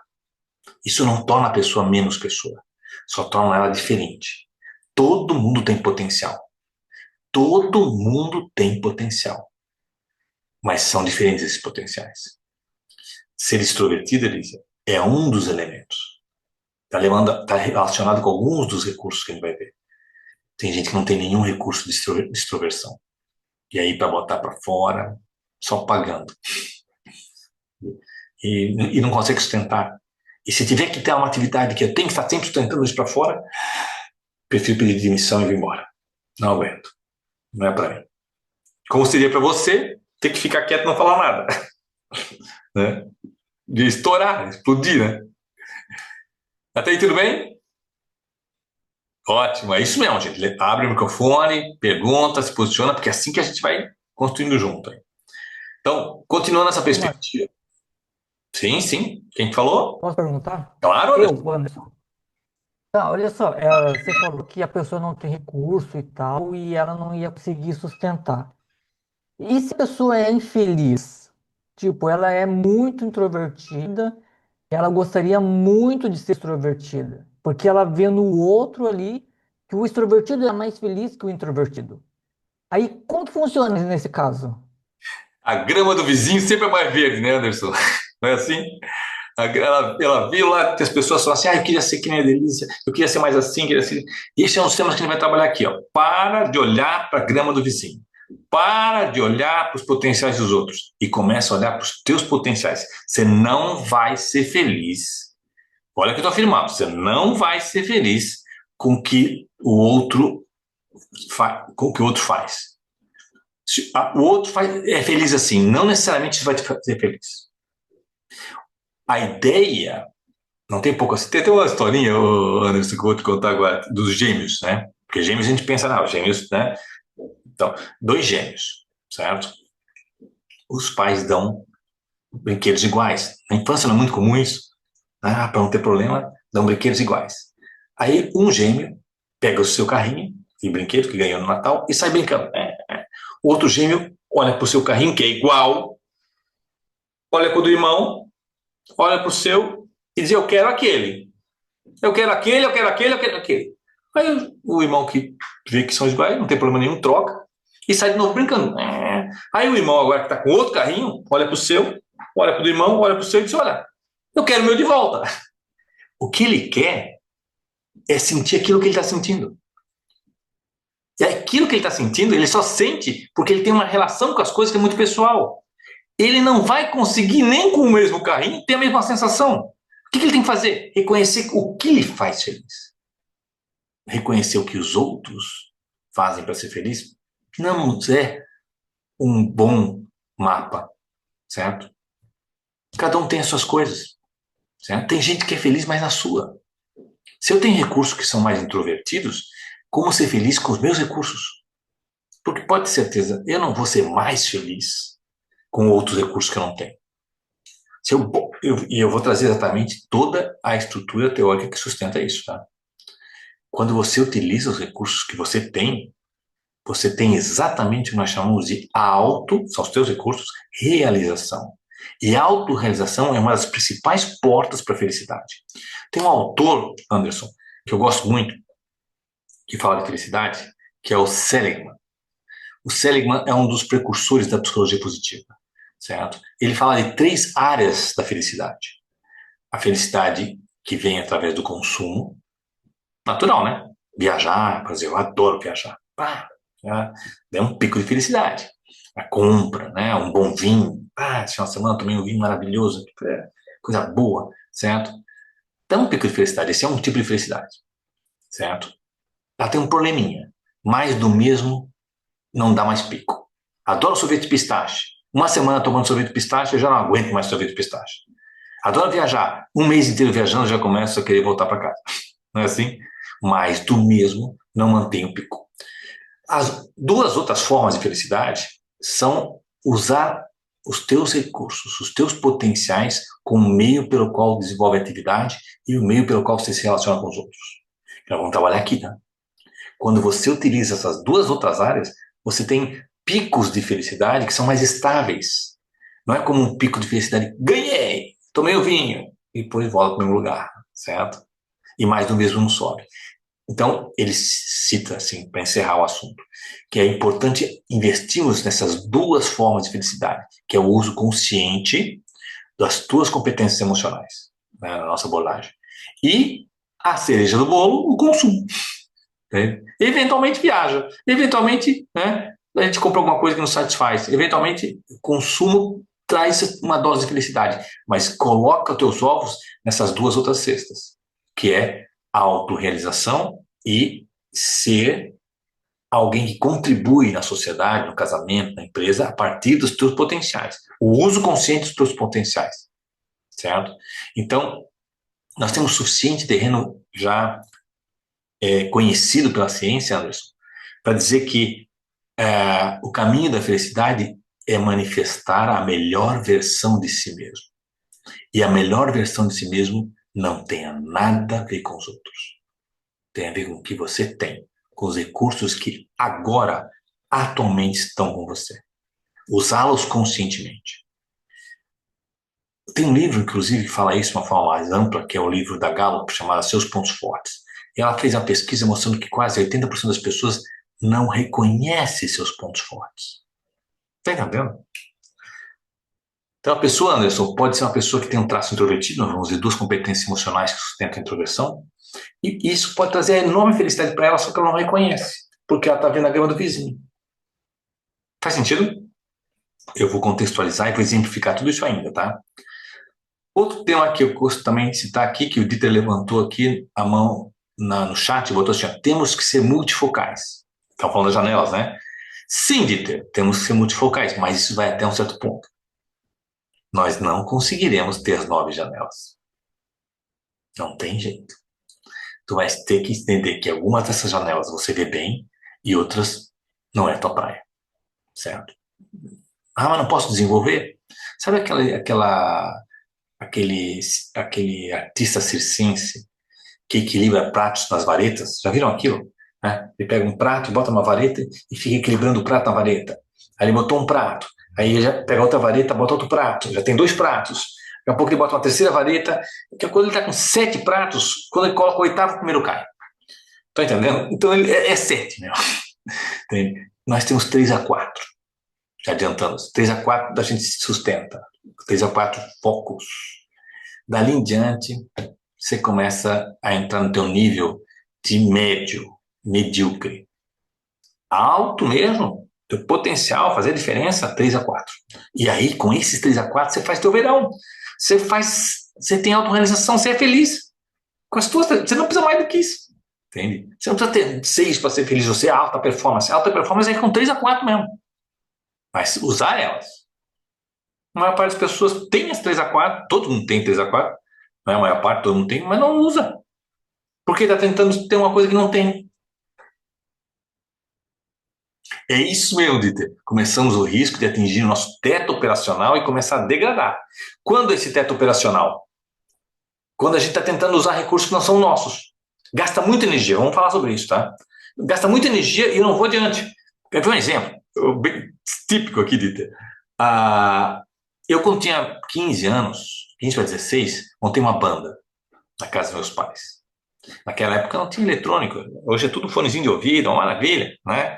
Não incomoda ninguém. Dá para ter até banda em apartamento. Não, naquela época era acústico mesmo. Era guitarra, baixo, PA, caixa de som. Um negócio que incomodava mesmo. Entende? E meu irmão, com 1 ano e 10 meses mais novo que eu, quando a gente não estava ensaiando, ia lá, brincava um pouquinho com baixo, brincava um pouquinho com guitarra, com bateria. E pouco tempo, sem nunca ter estudado, começou a tocar os instrumentos de ouvido. Eu estudei um monte de violão na época, para aprender um pouquinho assim, esqueci quase tudo. Até hoje não toco quase nada. E ele, até hoje, se você der qualquer instrumento musical para ele, em 10 minutos ele está tirando música. Dá uma raiva, entende? Tô entendendo? A curva dele é outra, cara, entende? E eu cheguei no meu teto. Não é para mim, eu já sei, não é para mim. Ah, mas se você se esforçar mais, eu fiz a aula, cara. Ele nunca fez. entende? Ele sempre foi autodidata, para ele isso aquela coisa dava download, entende? Para mim nunca foi download. Para outras pessoas, línguas, né? Para outras pessoas entender tecnologia, né? Quem tecnologia, às vezes assimila as coisas de uma outra maneira, que você olha para as pessoas e fala, cara, é só pensar, meio óbvio, né? Cara, não tem jeito, a pessoa faz 10 vezes e erra mesmo as 10 vezes, esquece, aprende, não usa e esquece. Não é assim? Não sustenta. Somos diferentes. De novo aí, ó. Então, qual que é a sacada? Saber onde eu sou o cara. No livro Seus Pontos Fortes, a Galo dá um exemplo, gente, que vale a pena a gente lembrar aqui. Vocês lembram daquele golfista? Depois ele teve até uns certos escândalos aí sexuais e aí o cara saiu um pouco da mídia. Mas era o Tiger Woods. Tiger Woods era o número 1 no mundo, né? Por muito tempo. Bola de longa distância, ele era o cara, número 1 no mundo de bola de longa distância. Mas em tirar a bola do fosso de areia, ele estava em 78º. Quanto tempo ele investia em tirar a bola do fosso de areia? Quanto tempo ele investia em bola de longa distância, que ele já era o primeiro lugar do mundo? 80% do tempo de treinamento, bola de longa distância. Mas ele já era bom nisso, para se manter como primeiro lugar no mundo. E 20% do tempo de treinamento, tirar a bola do fosso de areia. Controle de danos. Tá entendendo? Se inverter o jogo, 80% do tempo eu tento tirar a bola do fosso de areia e 20% do tempo eu me dedico à bola de longa distância, de primeiro lugar eu começo a cair para segundo, terceiro. Faz sentido? De 70º, eu começo a ir para 30º. Opa! Subi 30 casas. O que tu prefere? Ser o segundo e o 30º ou o primeiro e 70º? Tá entendendo? Tem uma área que tu vai ser o cara, não é em tudo. Identificar isso é o que a gente vai fazer aqui. A gente vai ter recursos, é isso aí, explorar as fortalezas. Toda educação moderna se baseia nisso, explorar as fortalezas. Toda educação moderna. Escolas modernas querem saber qual é o interesse do aluno, porque a partir desse interesse, todas as outras matérias vão se reunir, certo? Nós não tivemos essa oportunidade, né? A gente teve que estudar do mesmo jeito que todo mundo, mas não é assim que funcionam as escolas modernas. O entendimento moderno sobre a decorar do coração é outra. É coração mesmo. É interesse, não repetição. Então muda um pouco o jogo, certo? No que você é bom e faz a diferença. E às vezes a pessoa nem sabe o que é bom nisso. Por quê? Porque está olhando a grama do vizinho. Porque admira outras coisas. Porque no Facebook, porque o mercado, porque... Para de olhar para a grama do vizinho. Entende? Vamos olhar para o simples vizinho quando a gente identificar o nosso potencial e como a gente pode contribuir. Aí sim, o que eu tenho pode contribuir, porque aí não te gasta energia. Nós vamos entrar a fundo em todos os sistemas que eu citei aqui, tá? Então, raspando a superfície ainda do assunto. Mas é isso aí. Vamos continuar nas janelas. Eu estava apresentando as janelas para vocês e eu terminar de apresentar elas para vocês. Falei só de duas janelas ainda. A terceira janela, que todos nós temos, são estruturas neurais que todos nós temos, foca no objetivo. Então, quando eu estou nessa estrutura neural, essa rede neural, eu foco no objetivo e adequo as situações em prol do objetivo. Certo? Quem tem dificuldade com essa janela, tem dificuldade com metáfora, por exemplo. Você conhece pessoas assim? Você fala para a pessoa assim, oi, Ildefonso, imagina o seguinte, Ildefonso, imagina que você tem 3 filhos. Não, Márcio, eu não tenho filhos. Não, hipoteticamente, digamos que o João, o Antônio, não, também não chamaria nem de João, nem de Antônio. A pessoa não consegue entender uma metáfora. Não, tem pessoas que você tem que desenhar para ela, né? Tem que mostrar como é, senão ela não consegue adequar aquela ideia à empresa, à instituição, né? Mas para quem tem bom vínculo com a janela 3, eu pego no ar. Eu pego um exemplo de uma empresa que é de sapatos e adequo no cartório. Não, mas não tem nada a ver uma coisa com a outra. Não, mas a gente adequa o case, a necessidade. E isso é a janela 3. A quarta janela que mais nós vamos exercitar é a janela que foca em si, na tua identidade. Autoconhecimento. Olha que interessante. Conhecer o outro é uma estrutura neural, conhecer a si mesmo é outra estrutura neural. Por isso que não é a mesma coisa. A quinta janela é a que nós brasileiros menos temos. Ela foca na direção, onde isso vai dar. Certo? Planejamento, estratégia, visão de longo prazo. Nós não somos conhecidos no Brasil por ter visão de longo prazo, não é? Visão de longo prazo para nós é o jantar. É o Natal, agora, né? É o longo prazo, Natal. Entende? Nos próximos 10, 15 anos, nem sei se estou vivo até lá. Dificuldade com visão a longo prazo. Tá? Um jovem de 18 anos que tem um bom vínculo com a janela 5 é um jovem que poupa. Poupar é uma ação no presente que foca no futuro, certo? A direção. Tá? A sexta janela é que a gente entende o nós, o juntos venceremos, o time, sentimento de equipe, valores e cumplicidade. Essa é uma janela importantíssima para entender time, certo? Tem gente que só entende essa janela, só estabelece vínculo com essa janela quando tem seus próprios filhos. Antes eu estava pensando em mim, o que eu queria, o que ela queria, aí veio o nós aqui. Nós mudou todo o jogo. Até dirijo o carro de forma diferente, gosto de coisas diferentes que eu gostava de antes, a partir dos filhos. Tem gente que tem mais natural isso aqui. A sétima janela foca no campo das possibilidades. Quem tem bom vínculo, nós brasileiros somos conhecidos por ter bom vínculo com essa janela, foca em alternativas. Deve ter um jeito. Não é assim que a gente tem, né? Só não tem jeito para a morte, o resto a gente encontra um jeito, né? A gente acredita que é possível. Porque quem não tem acesso a essa janela, quem tem pouco vínculo com essa janela, pensa que as coisas não são possíveis. Ah, isso não dá para fazer. Isso não é possível. Ó, ele não consegue enxergar possibilidades. A oitava janela é a janela da liderança. Foca no comando, na expressão da força. Vamos trabalhar essa janela, e alguns têm forte isso, então tem clareza do que quer e exercício do que quer, e outras pessoas têm dificuldade com essa janela. E por último, a janela 9, que foca no ponto comum entre as partes e na mediação. É a janela da democracia. Então, o que acontece na prática? Bonitinho, né? Essas 9 janelas, ok, mas a gente não trabalha com elas assim, multifocal, viu, Dieter? Assim, com elas bonitinho, não. O que acontece na prática? Na prática é o seguinte, algumas dessas janelas, por desuso mesmo, tá? Estão encolhidas. Redes neurais pouco utilizadas, gente, perdem o relacionamento de longo prazo. Não fica lá. Então, se eu tenho a janela 2 pouco utilizada, ela encolhe. Essa estrutura neural é utilizada para outras janelas. E eu perco, de certa forma, a capacidade inata de focar no outro. Não deixo de focar, mas privilegio outras. Literalmente, em detrimento das que estão menos utilizadas, eu utilizo outras. E tem outras, inclusive, que não só estão encolhidas, tem outras que estão demasiadamente utilizadas. Se eu uso demais uma janela, eu tenho um viés, a tendência a olhar para tudo a partir de valores.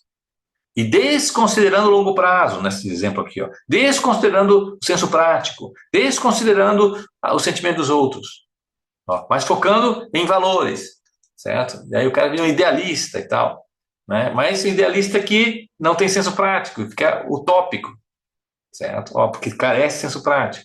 Então nós temos uma distorção. E o que faz essa distorção? As nossas emoções. Elas são responsáveis exatamente pela eleição dessas janelas. Nossas emoções e o desenvolvimento da nossa inteligência emocional vai ser exatamente o alvo aqui do nosso trabalho. E aí, nós vamos trabalhar muito em cima da máxima desse neurocientista, Dr. Antônio Damasio, apresentei ele para vocês, e desse livro, né, quem tiver interesse em aprofundar, é um livro ferrantíssimo do Antônio Damasio, que é O Mistério da Consciência, do Corpo e das Emoções ao Conhecimento de Si. Nesse livro, o Dr. Antônio Damasio afirma categoricamente que um comportamento é estável quando há uma emoção que lhe sustente. Ó, Delícia, agora vem exatamente o que a gente estava falando antes. Olha só a máxima novamente. Ó. Um comportamento é estável quando há uma emoção que lhe sustente. Então, o que é um comportamento estável? A Delícia falou um deles, ser extrovertida. É um comportamento estável. Nela é extrovertida. Eu falo, Márcio, então é estável. Para esse comportamento na Delícia ser estável, ponto pelo qual ela é conhecida, ela tem que ter uma emoção que sustente isso. Não tem esse comportamento ser extrovertido errático. Às vezes sim, às vezes não, às vezes sim, às vezes não. Certo? Então, quando a gente olha para a pessoa, olha a máxima que a gente está vendo aqui, já no primeiro dia. Ah, ela é mais extrovertida. Ah, ela é mais introvertida. Ah, ela é mais organizada. E começa a perceber quadros comportamentais que são estáveis nessa pessoa e só são estáveis porque existe uma estrutura emocional que sustente. Se a gente conhece essas estruturas emocionais, que a gente vai ver aqui, a gente entende o quanto ela pode te entregar, em que áreas ela pode te entregar. certo? Que ela mesma às vezes não reconhece, ela só conhece a ponta do iceberg, certo? Então, nós vamos nos basear exatamente nos estudos do Antônio Damasio para definir quais são esses recursos, quais são os comportamentos estáveis, que são as nossas emoções, que sustentam esses comportamentos estáveis. Parte das emoções são conscientes, certo? Ao ponto do iceberg mesmo, ó. Mas grande parte das nossas emoções está no subconsciente. A gente tem que entender mais delas para acessar essa grande parte que está aqui, ó. Nós vamos utilizar, inclusive, uma metáfora de o cavaleiro, que representa nossas emoções conscientes, e o cavalo, que representa nosso subconsciente. Sabe aquele cavalo do Hotel Fazenda? Você puxa para a direita, ele vai reto. Puxa para a esquerda, ele continua indo reto. Ele tem a sua própria agenda, certo? Então, nosso subconsciente tem uma agenda própria. Se você não souber lidar, é o cavalo que te dirige, não você que vai a cavalo. Usando essa metáfora e conectando elas com as 9 janelas, nós vamos perceber o seguinte, que são as nossas emoções que literalmente se conectam com essas janelas. Elas se conectam através de um vínculo positivo, nós vamos chamar esse vínculo positivo de competência emocional, e quando não tem muito vínculo, o vínculo é escasso, a janela encolhe. Carência de vínculo emocional, a janela encolhe. E pode, inclusive, ter um excesso de vínculo. Opa, foi lá para cima o vínculo. E aí se torna um vício emocional. No final desse módulo, vamos trabalhar, inclusive, quando dá um excesso. Quando há um excesso, uma janela fica sobre as outras. E aí você fica com viés. Cabeça de martelo só enxerga prego. Se o meu vício emocional está conectado à janela 6, eu fico focando em risco, valores de complexidade em tudo. E aí todas as demais janelas ficam sucumbidas a essa janela. Ou seja, a tarefa é eliminar riscos. O outro é ou não é alguém que eu possa contar como cúmplice. O objetivo é sustentar valores. Tudo fica refém de uma janela cujo vínculo é através de vício emocional. A ideia é trazer essa janela de novo para o lugar dela, de competência emocional. Um vínculo que te dá preferências, não apego. E isso quem vai fazer é a tua parte mais consciente, a tua parte mais nobre, o cavaleiro. O cavalo não vai fazer isso, o cavalo tem uma agenda própria. Tá? Então, em resumo, nós todos temos 3 a 4 competências emocionais em alta. Aí vem os multifocos aí, ó. 3 a 4 a gente é bom. É o que dá. Os 2.000 bits dá para ter 3 em 4 em alta. E sabe o que? Essas 3 em 4 que você tem em alta, cara, te define, faz parte da tua identidade. E vão te trazer felicidade, sejam elas quais forem. Certo? Temos 3 a 4 carências emocionais. Ou seja, 3 a 4 janelinhas a gente é ruim. O que faz com isso, Márcio? Controle de danos. Faz parceria. No casamento acontece muito isso. Ó. No casamento você tem essas 4 em altas e ela tem essas 4 que você tem em baixa em alta. E aí acontece complementaridade. Por isso que ele tem conflito. Porque vocês veem de forma diferente, valorizam coisas diferentes. Certo? Mas por isso que dá certo, porque é complementar. Tá? Raramente nós vamos ver um casal que tem as mesmas janelas, né, um e o outro. Nem atrai, os opostos que se atraem, já viram isso, né? E uma emoção em demasia é um vício emocional, certo? Nós vamos focar nas competências emocionais, certo? As 3 ou 4 competências emocionais. Uma delas vai ser a sua principal, que determina o teu tipo no Enneagrama, e eu vou te ajudar nisso. E as outras delas vão ser emoções secundárias, que apoiam o teu tipo. Essas secundárias você pode ter desenvolvido ao longo da vida, certo? Fases da vida. Essa principal não. Essa principal é nata. Faz parte de um recurso nato. Eu vou mostrar por que isso é assim. Então, eu vou definir essas competências emocionais em 4 grupos. Um grupo que a gente vai chamar de grupo de ordem. Então, competências emocionais que sustentam ordem, tá? Então, deixa eu dar um exemplo desse grupo de ordem. Essa aqui, ó, é a nossa amiga Patrícia. Certo? A Patrícia não tem nenhuma competência emocional que sustenta a ordem. Tá? Delícia, esse é o exemplo, né, para falar das diferenças que a gente estava falando antes. Tá? Ela não tem nenhuma competência emocional que sustenta a ordem. O que acontece?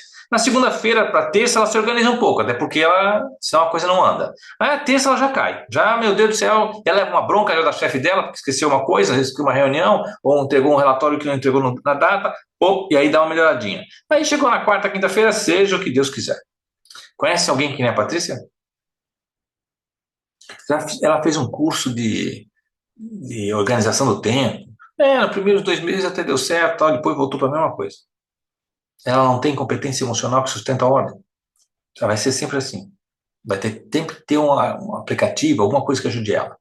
Já a Maria, que é a chefe dela, inclusive, ela tem uma competência emocional que sustenta a ordem. O que acontece? É ordem de segunda a segunda. Domingo também ela tem ordem. Tudo na vida dela tem ordem. Tá entendendo? Sem esforço nenhum. Aqui, a Patrícia é um esforço danado para fazer isso aqui. A Maria aqui, ó, com as mãos nas costas, ela deixa organizar. É dela, da natureza dela. Entende? Ah, então a Patrícia não é comprometida? Essa é uma leitura equivocada. Ela se compromete com outras coisas, não vai ser com ordem. Talvez vai ser com criatividade, ou com capacidade de mediar, negociar, ou trazer novas ideias. É diferente o recurso que ela tem. E eu estou falando isso baseado exatamente no Dr. Antônio Damasio. Ó. Um comportamento é estável. Qual comportamento? Ser organizado. Quando há uma emoção que sustente. Essa tem. Essa não tem, o comportamento é errático. E assim, nós vamos olhar para as pessoas.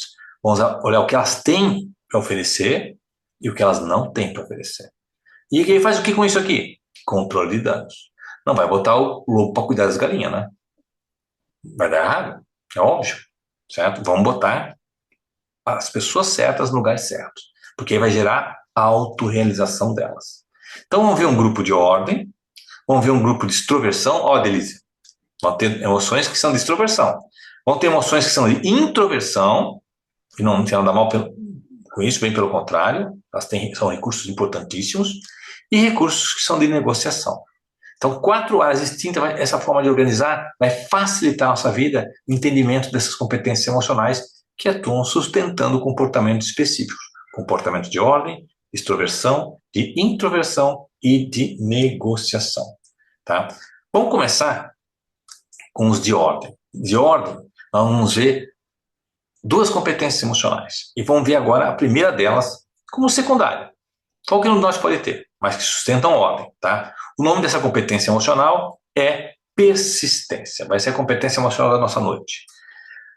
O que é persistência? Está ligado a esforço, a autoexigência. Quem de nós aqui tem essa competência emocional são aquelas pessoas que arregaçam as mangas e vão lá. São as pessoas que dizem, trabalho é o meu nome do meio. Antes começa, antes termina, certo? Então, não vai dar trabalho para essa pessoa, né, ter começo, meio e fim. É natural para ela. Ela tem uma emoção que sustenta isso. Então, essa é a competência emocional, essa é a emoção, que está ligada a esforço e autoexigência, o nome dela é persistência. Então, vamos ver um quadro de comportamentos que ela sustenta. Começando com o primeiro delas, ó, a tenacidade. O que é tenacidade? Tenacidade é essa atitude assim de começo, meio e fim.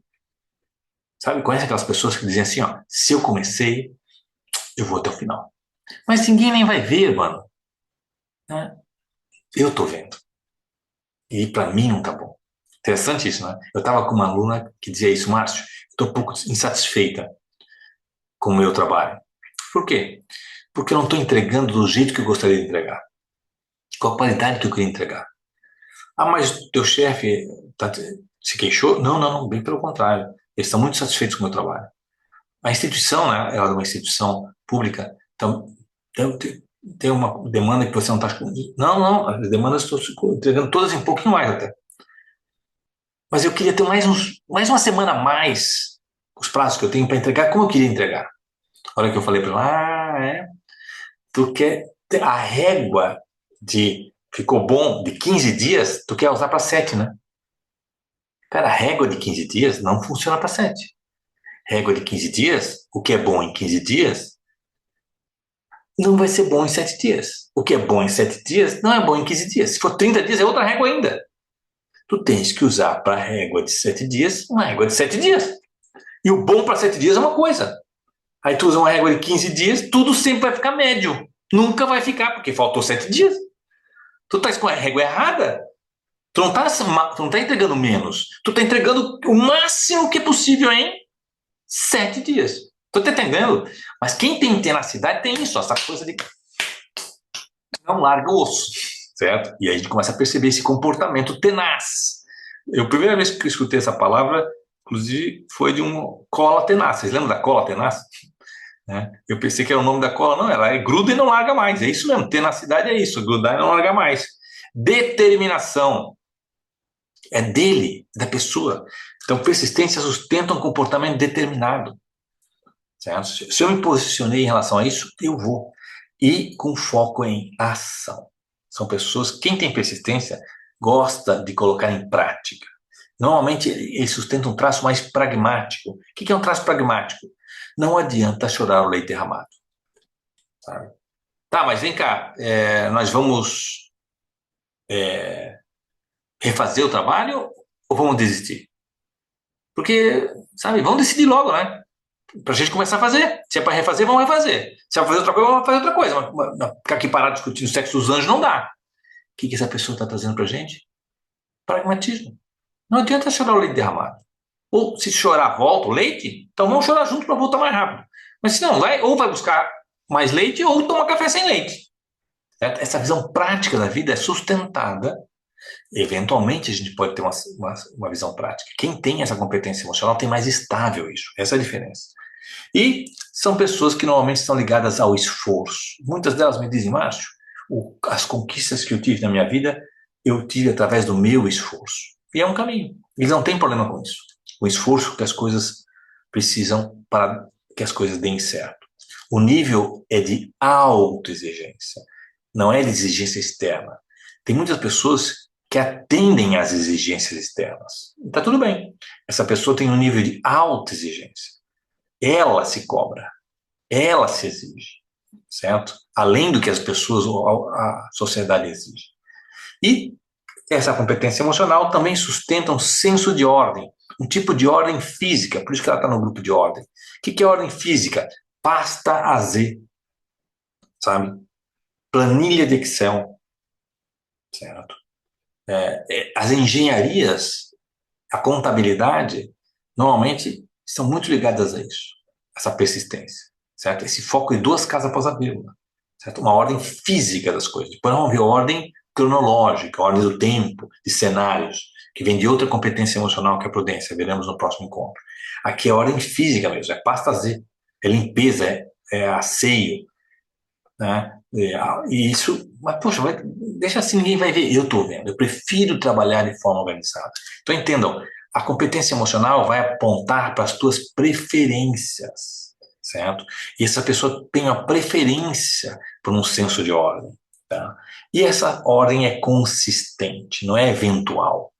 São pessoas que você conhece e daqui 6 meses, daqui 1 ano, daqui 5 anos, se ela botou isso como meta, ela é consistente. Ela não é de chutar o pau da barraca. Você conhece aquelas pessoas que são assim, ó? Ah, Márcio, eu logo já no segundo ano da faculdade, eu já percebi que não era isso que eu ia fazer da minha vida. E o que você fez? Continuei. Terminei a faculdade. Tá entendendo? Ah, se eu comecei, agora eu vou terminar. Depois eu vejo que eu vou fazer outra coisa. Entende? Mas eu não vou deixar agora. Mas, pô, faz mais 3 anos uma coisa que você não vai fazer, agora que eu comecei. Tá entendendo? Até vão ter dificuldades em largar o osso. Tem na cidade, lembra? Tem. Então, nós vimos aí uma competência emocional que é predominantemente ordem, a persistência, e que sustenta esses comportamentos aqui, ó. É dele. Quem tem essa competência emocional faz isso com as mãos nas costas. Não tem grande gasto de energia. Tá? Fala, Delícia.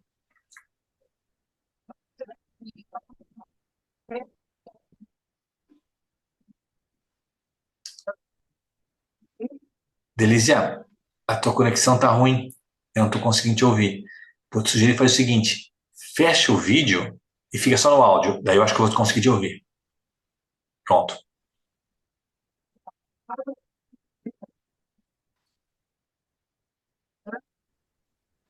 Ainda não estou. Acho que é o áudio dela. Pode ser o áudio, é.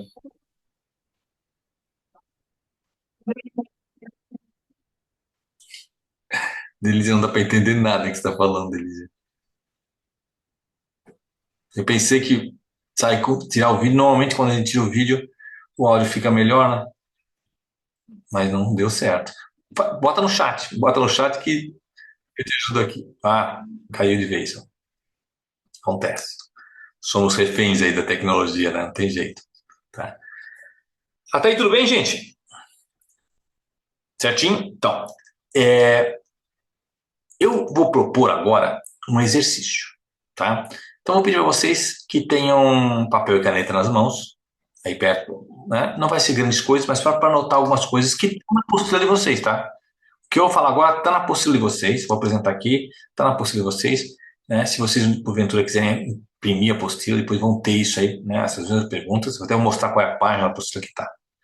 E aí, Delícia, conseguiu agora? Tenta aí, tenta falar.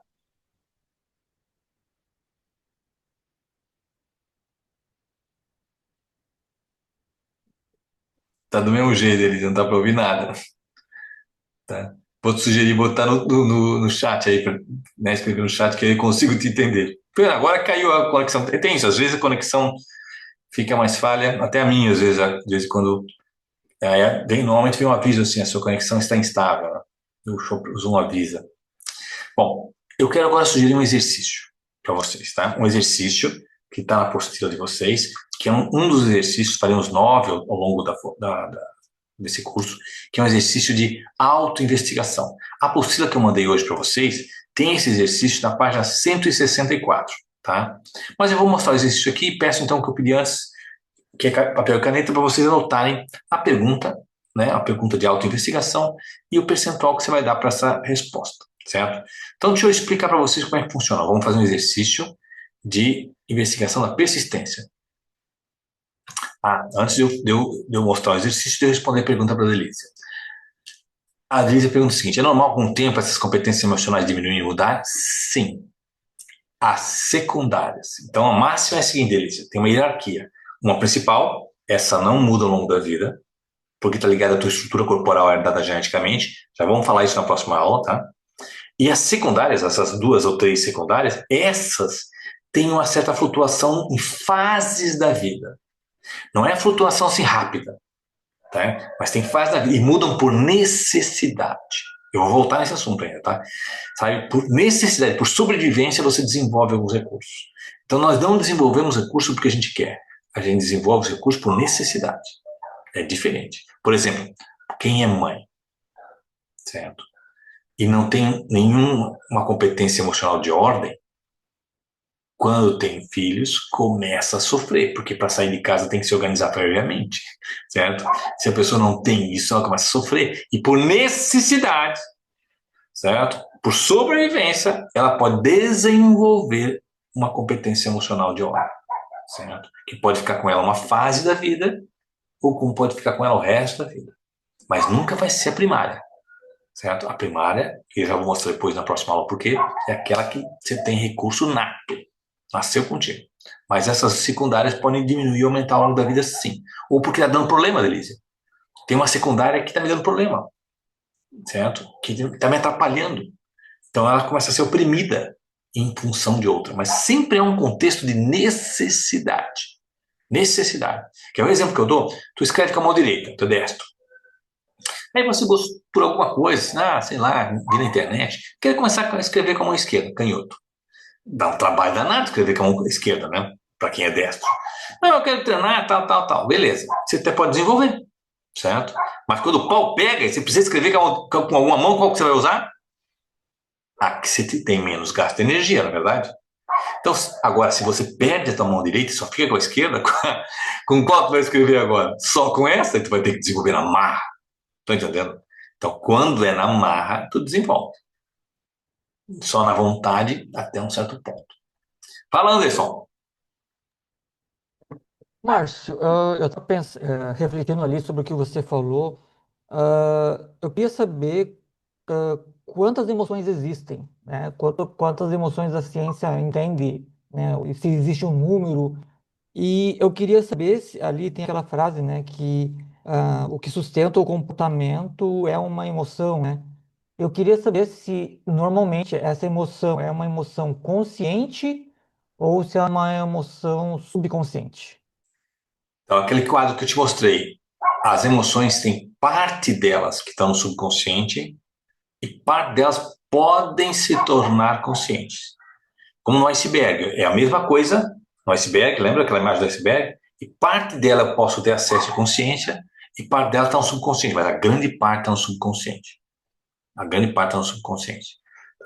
Tá? Então eu tenho que reconhecer as pegadas dela. Lembra aquele gráfico que eu mostrei para vocês? Tudo começa com a interpretação que está no subconsciente. aí a bioquímica das emoções, aí reação corporal e aí comportamento. Então, eu só reconheço quando já está na reação corporal. Então, parte disso eu nem reconheço, porque está no subconsciente mesmo. E aí, o primeiro aspecto da tua pergunta, o número de emoções. A ciência, até pouco tempo, uns 10 anos atrás, trabalhava com 5 emoções básicas. Vocês viram os desenhos animados divertidamente, lembra? Que era raiva, medo, aversão, tristeza e alegria. Certo? Hoje, a ciência, inclusive o Divertidamente 2 já saiu com mais ansiedade, né? Tédio. Então, hoje, o quadro que a ciência estuda de emoções ampliou-se muito. E uma das abordagens que ajudou muito a ampliar o quadro das emoções, a descrição das emoções, é um trabalho da comunicação não violenta. Se você procurar comunicação não violenta e quadro de emoções e sentimentos, eles elaboraram um quadro com umas 30 sentimentos diferentes. Sentimento não é emoção, tá? Então, algumas emoções têm o mesmo nome de sentimento. Raiva é uma emoção, mas tem nome de sentimento também. Medo é uma emoção, mas também tem sentimento. Mas, por exemplo, frustração é um sentimento, não uma emoção. E está ligado à insatisfação, que também é um sentimento. Então, sentimento é uma expressão da tua emoção. Uma mesma emoção pode ter vários sentimentos. Eu posso sentir uma emoção de várias maneiras, certo? Eu posso ter um conjunto de emoções trabalhando juntos, o que vai dar um quadro de sentimentos também diferentes. Então, o que é o sentimento no final? Os sentimentos são as pegadas que as emoções deixaram no teu corpo. Você sente no corpo. Não é? Tensão, ansiedade, angústia, satisfação e insatisfação. Eu sinto no corpo. Então, é no corpo, na bioquímica que as emoções deixam a gente, é que eu reconheço minhas emoções através dos sentimentos. Entende? Então, por isso que o quadro de sentimentos é muito maior que as emoções. Nós vamos trabalhar com 9 emoções básicas, positivas, e também 9 emoções negativas. Certo? Então, 18 emoções. No fundo, elas são as mesmas com derivações em termos de intensidade. Tá? Mas é para a gente ter pelo menos um quadrado para focar na vida. Né? Não dá para também querer todas as emoções de todos os âmbitos, pode ficar muita coisa. Até aí, tudo bem? Então vamos para o exercício.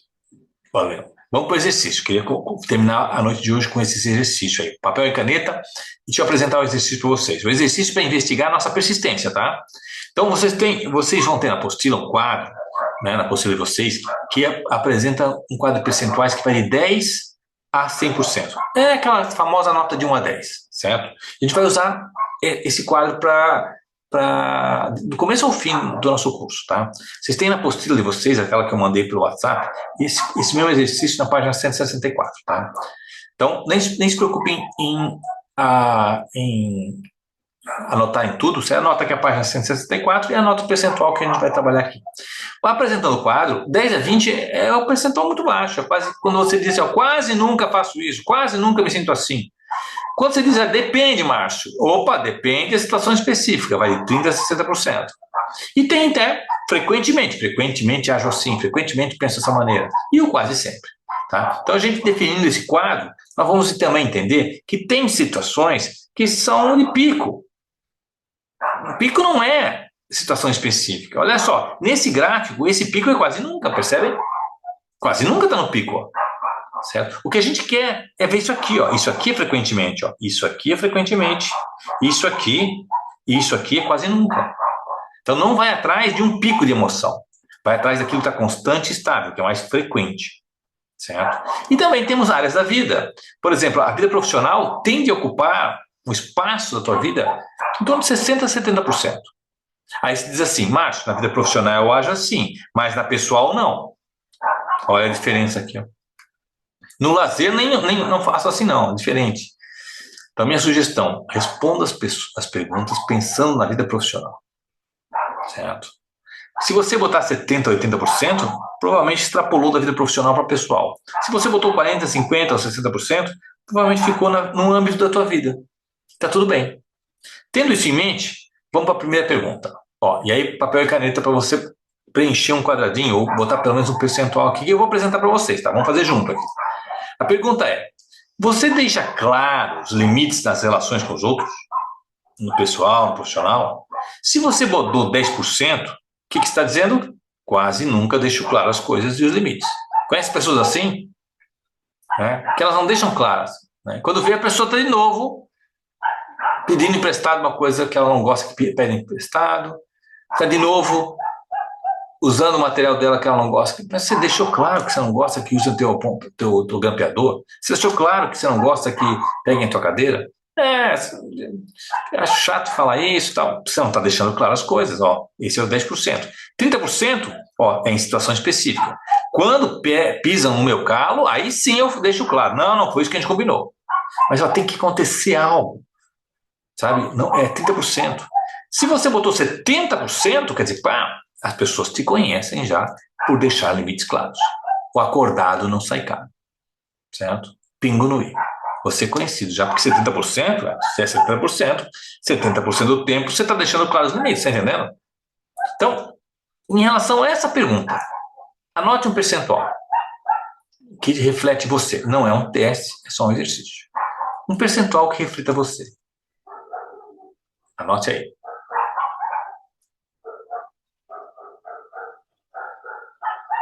Não precisa pensar muito não, tá?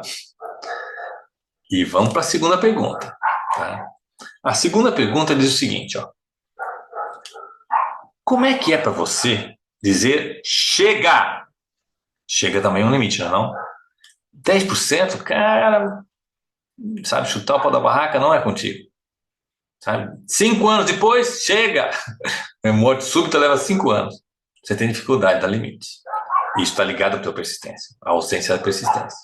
30%, cara, se é uma coisa ilegal, se é uma coisa que eu vou sofrer as consequências, aí eu digo, não, eu não... Tô entendendo? Mas tem que ter alguma coisa que seja o desencadeador disso, não é teu ainda, sabe? 70%, né? Aqui, 40%, 50% começa a se tornar mais teu, né? 70% é bem teu. Cara, você é conhecido por dar limite claro, certo? Vão ter 3 vezes, vão conversar sobre esse assunto. Estamos na segunda. A terceira vai ser a última. E você não dá a 4ª vez. Você tem limites claros nas coisas. O acordado não sai caro, é facinho para você. Certo? Eu estou dando 3 exemplos, um de 10, um de 30 e um de 70. Tá? Você pode botar o percentual que você quiser. Tá? Bota o percentual para você dessa segunda pergunta. Como é que é para você dizer chega? Que é um limite bem claro. E vamos para a terceira pergunta. Olha essa terceira pergunta. Como é que é para você, ou melhor, como é que é a sua disciplina? Disciplina não é rigidez, tá? Disciplina é agir na direção que você quer. Se você botou 10%, você é aquela pessoa que diz assim, eu queria tanto começar a fazer exercício, a coisa que eu mais queria fazer exercício, sabe? E aí você vai fazer o quê? Não dá, cara. Agora no inverno é ruim, né? A gente de manhã cedo, o chão parece que nos abraça. Você já ouviu aquela máxima? Quem quer faz, quem não quer arranja desculpa? Entende? Esse é o 10%. Ó. Certo? Eu queria tanto fazer uma pós-graduação, mas a noite é chato, a noite é cansativo. Você quer uma coisa e faz outra, cara. Você não tem disciplina. 30% não. Tem coisas que se eu não fizer, eu vou ficar para trás, macho. Se eu não fizer inglês, eu não consigo mais ficar no meu emprego. Se eu não fizer uma pós-graduação, se eu não começar a fazer exercício, o meu médico já está falando, cara, eu não vou conseguir mais. Opa! Teve alguma coisa que desencadeou e você foi atrás daquilo que você quer. 70% é teu, certo? Choveu, você faz caminhada na esteira, né? Você vai fazer, ninguém está te exigindo, é você, mas mas está tão frio, mas eu quero fazer exercício. Eu me predispus a fazer isso. Eu queria economizar para poder fazer a viagem. É teu. A disciplina é tua, você age na direção que você quer. 70% das vezes você age na direção que você quer. 30% das vezes não vai porque não deu mesmo, mas se desse você faria. Entende? Bota o percentual para você em relação a essa pergunta. Como é a sua disciplina? Que a gente viu aqui que é agir na direção do que você quer. Não é ficar rígido. Tá? A próxima pergunta é a seguinte. Como é que é o seu nível de autoexigência? Você com você mesmo. Se é 10%, você é do tipo que, não deu, Márcio. Deus quis, né? Se era para ter dado certo, ia ter dado certo. Também não vou me matar aqui por causa disso, certo? Deixa a vida me levar. Esse é o cara que tem pouca autoexigência. Eu brinco assim, né? Com as pessoas que dizem isso. Tentei 3 vezes, não deu, não era para dar. né? Vai ver que é um sinal. Já viu? As pessoas, é um sinal. É um sinal que você tem que tentar mais vezes. Até dá. É um sinal que você tentou pouco, né? Mas o cara fica justificando. Esse é o 10%. 30% eu me exijo, porque se eu não fizer, Márcio, vai sobrar para mim. Se eu não fizer, meu chefe vai me cobrar. Se eu não fizer, meu marido, minha esposa não vai fazer. Eu começo a me auto-exigir porque eu não tenho outra solução.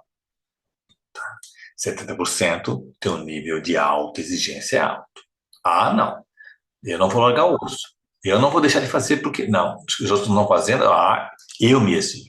Não é os outros que me exigem. Não é meu chefe. Não é a empresa. Não é o cachorro que está latindo atrás de mim. Não, é eu que me cobro. Eu me exijo. Certo? Meu nível de autoexigência não é baixo, não. Normalmente, tu está em 70%, você já é conhecido por isso. Então, você tem aí 4 perguntinhas, certo? Anota os percentuais dessas 4 perguntinhas, tá?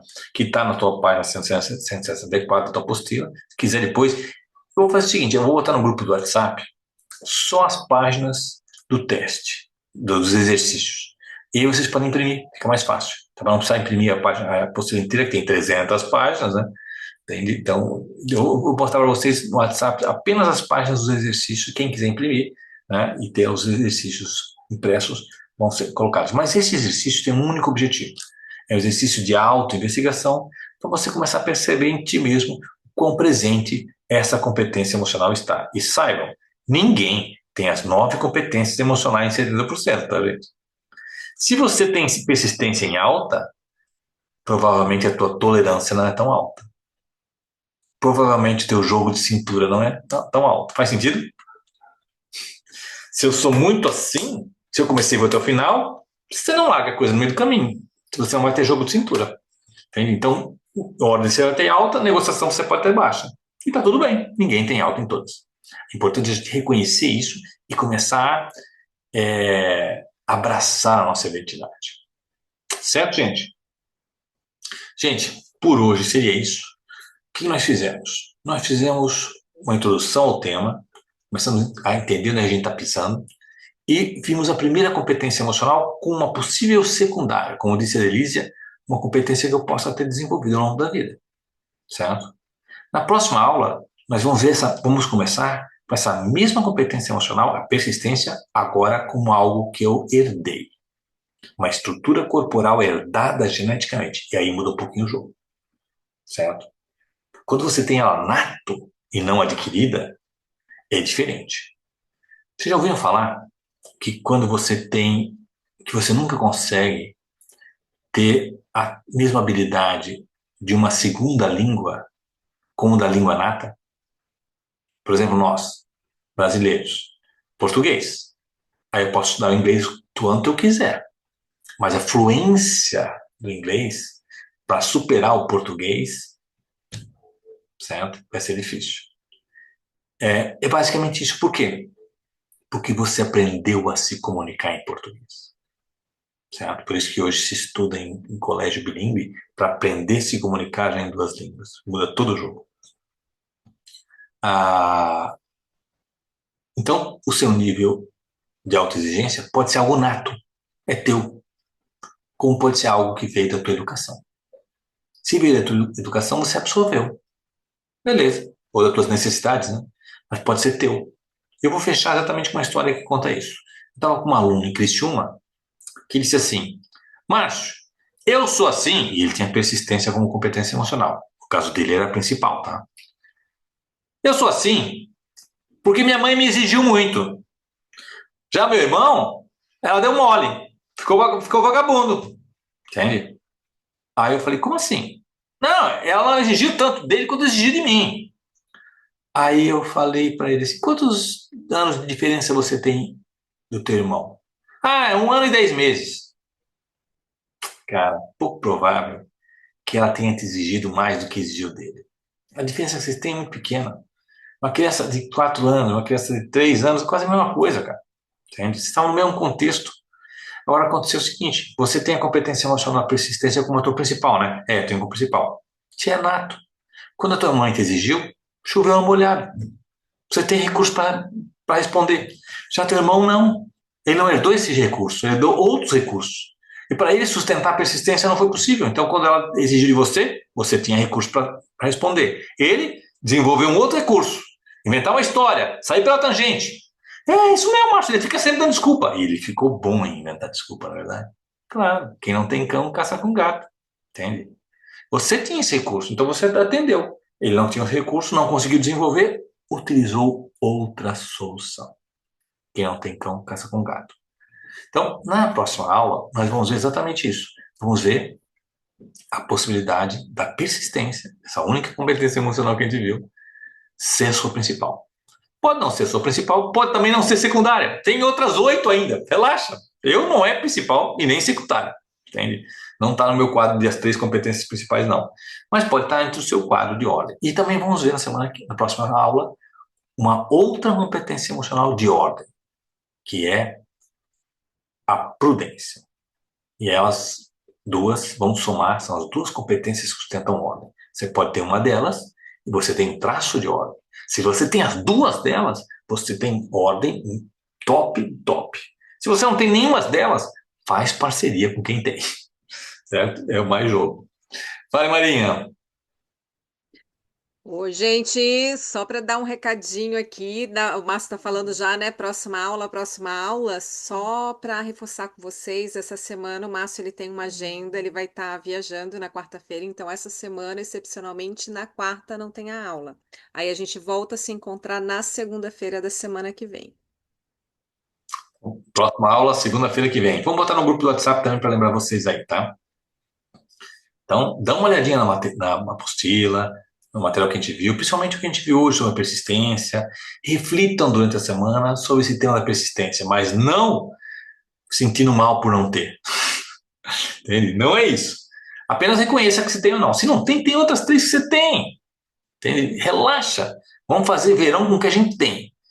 A grande sacada é abraçar a tua identidade. Todo o trabalho que a gente vai fazer aqui é para abraçar a tua identidade, não desenvolver outra identidade, não, tá? Sabe? Se fosse para desenvolver outra identidade, o curso ia ser mais caro, pode ter certeza, seria uma lavagem cerebral, na verdade. Então, desenvolver outra identidade, como? Entende? Tem parte tua que é nata nisso aí, não tem nem como mexer, que é herdado geneticamente, está no teu DNA, e outras que são parte da tua estrutura, do teu desenvolvimento. Não joga isso fora, não.